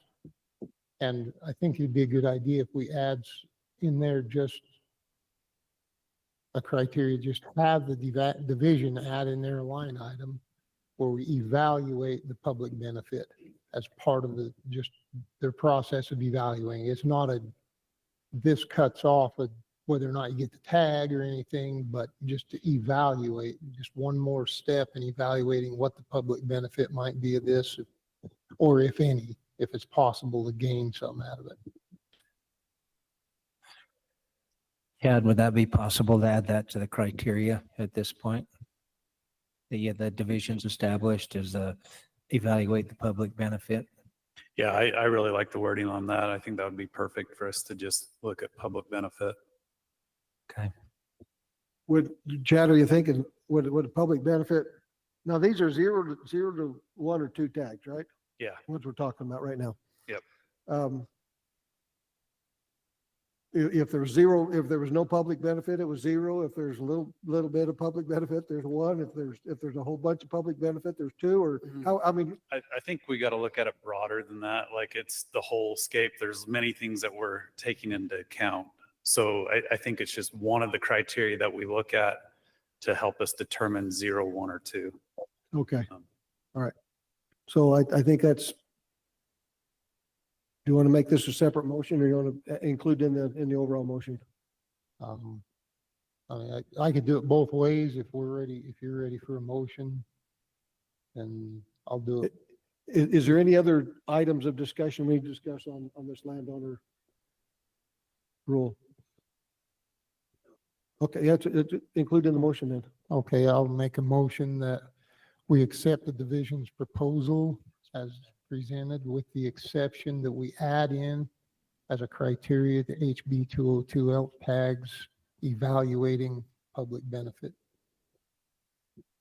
I'll second that. Motion by Kent, second by Gary. I think we all understand. I won't repeat it. Let's start with you, Brett. Yes. Yes. Yes. Yes. Yes. All right. Great. Thank you, Chad.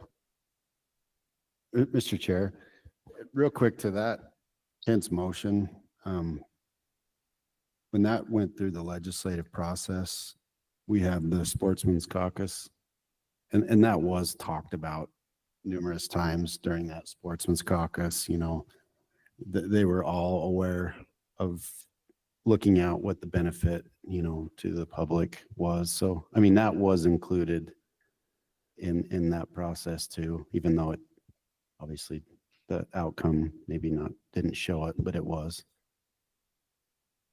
Thank you, Bryce. Yeah, Bryce was our member on that caucus. Oh, Covey, Expo rule amendments. Item number 13. Thank you, Mr. Chair. Yeah, here to present some Expo rule amendments. And super excited to be here. I was told that I talk too much. I was challenged to say more by saying less. We're going to see if that works. I appreciate that. All right, any questions on this one? These rule amendments. Any questions from rack chairs?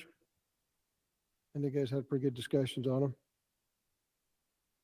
All right, we'll go to director for our online comments. Yeah, we're kind of keeping with the trend today. We had 6 total submissions for online comments. 2 of them somewhat agreed with the proposal. 3 strongly disagreed or somewhat disagreed. And then there was 1 comment that was neutral. Okay, thank you. We'll go to our rack chairs we'll start with you, Brad, for your motions. The northern region, we had 1 motion that was to accept as presented, and that passed unanimously. Thank you, Mike. In the central region, we had 1 motion to pass as unanimously to accept as presented. Thank you, Chris.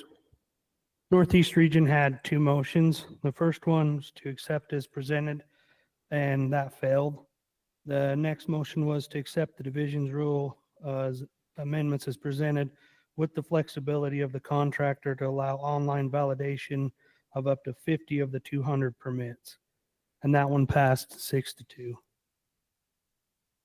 Thank you. Eric? Southeastern region had 2 motions. The first was to suggest to the board to open up and allow Utah residents to apply for the 200 tags online rather than validating in person. That failed 2-6. The second motion was to accept the division's recommendations as presented.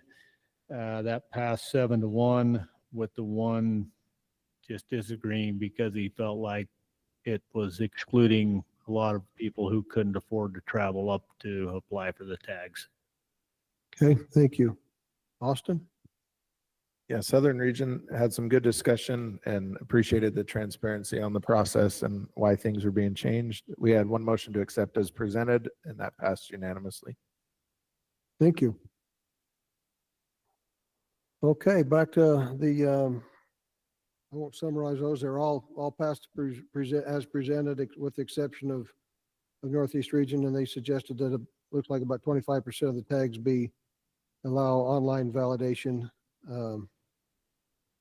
The flexibility there. We got two comments. Jeremy Anderson, we'll ask you to come up first with Mule Deer Foundation, and then Troy Justison with SFW. First off, thank you for the opportunity. Appreciate what all you guys do. Gonna sound like a broken record to a few of you guys because we've done this in a few of the racks, but we definitely support the recommendation as noted.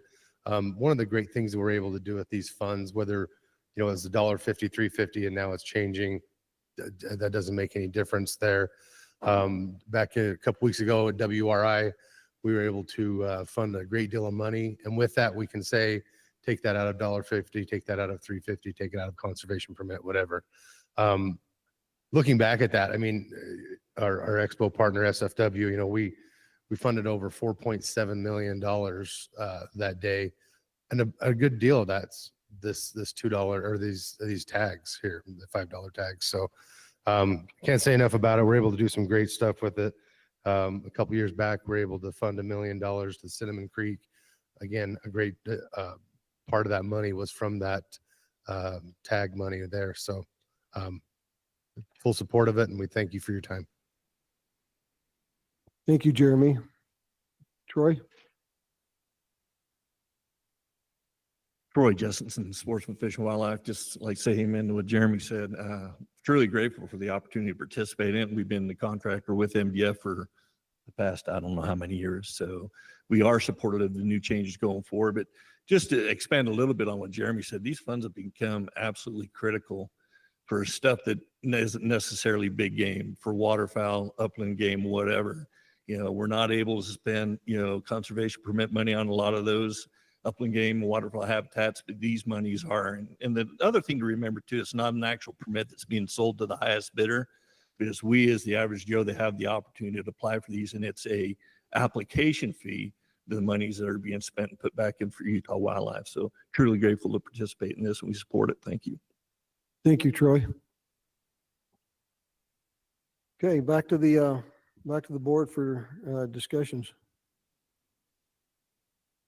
I think there's one thing we probably ought to talk about, and that's what the Northeast region talked about as far as the online validation up to, looked like they had 50 of the 200 permits, so about 25%.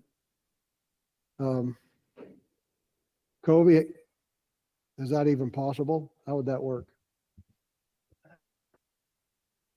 I think almost anything's possible. Like, we could figure it out, or the way that they worded it is give the contract, whoever gets the contract, the ability to do that, the ability to decide if they want to have 50 permits, and that allows for maximum flexibility, I think. The Expo it's these permits, you don't have to enter the Expo to apply for them. I also understand the way it currently is, obviously. I also understand that it can be a burden to travel to the Expo. And there's benefit that Utah gets from folks gathering to support hunting in our state too. It's noticed by decision makers at the Capitol. It's right in the middle of the legislative session, or at least it has been historically. And it's a pretty cool thing and cool event. So our thought process has always been like, it's a Utah Expo that these tags or these permits have to be offered at. Favoring Utah residents would make it so that you have to show up in person. If we want to modify that a little, like, I understand the sentiment. I really think this is, the board can make a decision here, but that's been our rationale. Like, if you want to know the rationale, that's the rationale. And I also understand that not everybody lives along the Wasatch Front. This can be a burden for some folks to come all the way up here. Probably puts it back on you, which makes it harder. And I'm okay with that. So. Can you expand on that, Kobe? No, don't be going anywhere. I think we got a few questions here. I like your logic on, I think these are Utah animals.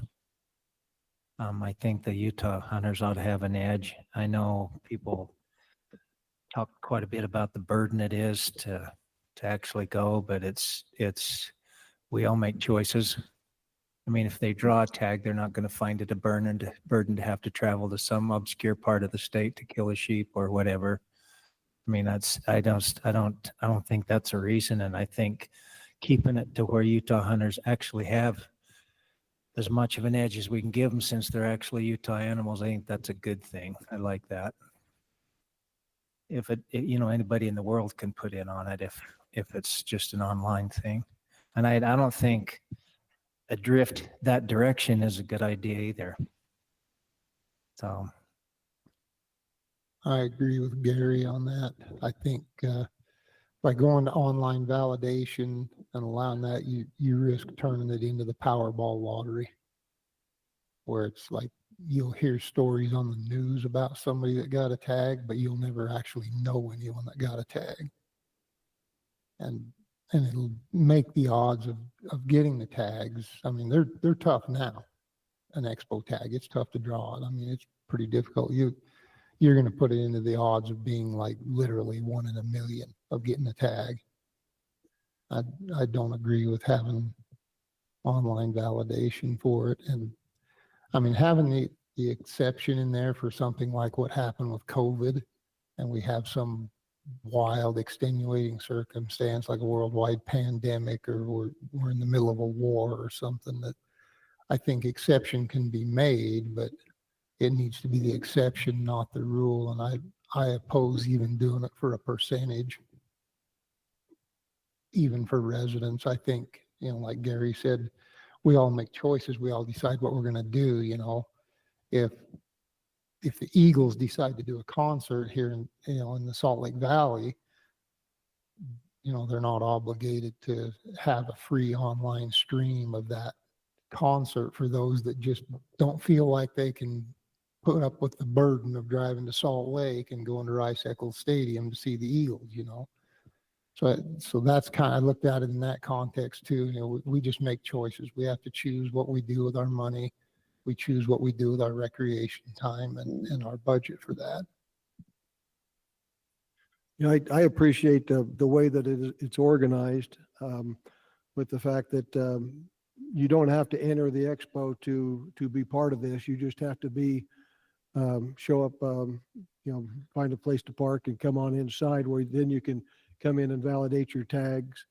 The Expo is an addition, which in that costs to get in, but doesn't cost a dime to get in to validate your tags. And I appreciate that. I think that's a really good way to do it. I hate to see it, that move inside the Expo Center to do that. I know in my own life, there's been a time I put in for them for quite a few years, but I've been busy. I couldn't attend the Expo. I had to, but I was coming. I could make it through town in order to get to my grandson's ball game. So I stopped. We validated our tags, and then didn't go in the Expo. Another year, I couldn't even do that, and so I didn't get it put in. But I think it's in my mind, I think the way it's operating is great, and I would hate to personally see it go online too, just for that fact. So that's my 2 cents. Anybody else? Any other discussion on this one? Okay, let's go to the Expo rule amendments then.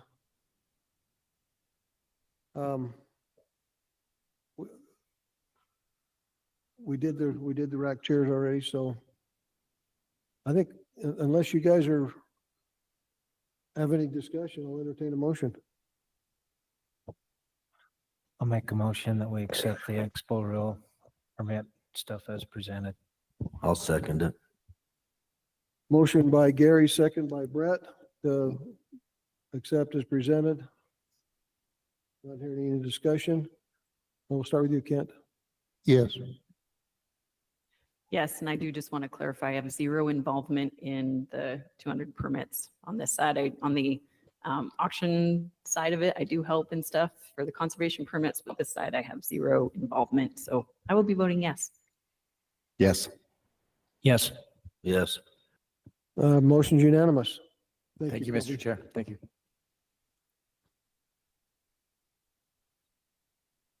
And for both SFW and the Mule Deer Foundation. Thank you for what you guys do. That's incredible. I mean, I know there's other groups that want to be part of it, and maybe someday they will be, but for what you guys have done so far, thank you. It's great. Great for the state, great for what we're able to do with wildlife here in the state of Utah. Chad, we'll have you come up one more time. We got some recommendations on West Willow Creek CWMU, Hiawatha CWMU, Preston Nutter Ranch, and on those three. Yeah, so you spoke a little too soon earlier about not being up here last. I am up here last. I was going to correct you then, but I thought I'd just surprise you. Yeah, But, you are. There is an item 15, but it's, yeah. If we can pull up that presentation. And then am I going to control it with this, or do you want to advance my slides? Okay.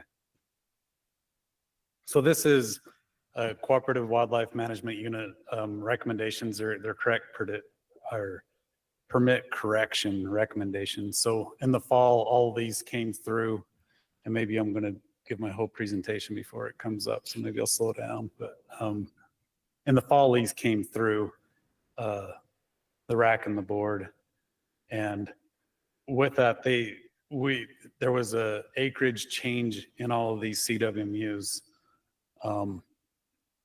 With that, we just missed, and it was an oversight that we didn't add the species recommendations as well. So the CWMUs asked for these. The division was in agreement with them. We just missed it in our presentation. So we can see it's on these 3 CWMUs, and you can see the permit changes that they asked for that we support. And that's it. Short and sweet. All right. Does anybody have any concerns? Any questions? Did the division chief approve of this?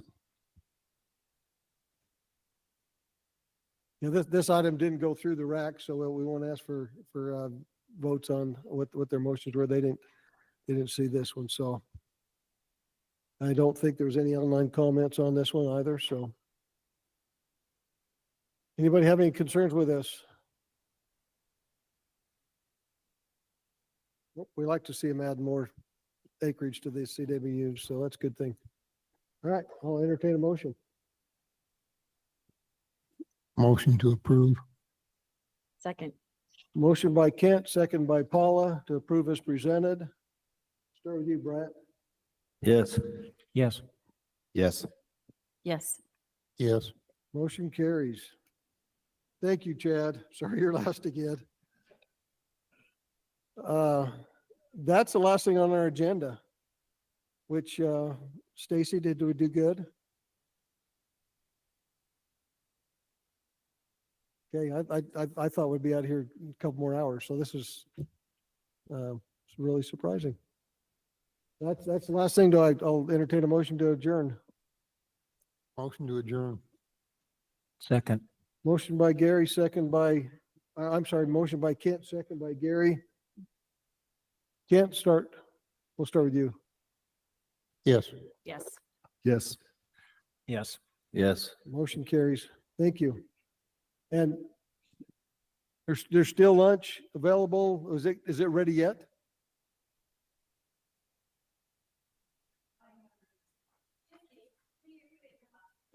It's in the normal place. All righty. Thank you. Thanks, everybody. And thanks all the division folks for being here, and all the public that's here also, and rack cheers for traveling today.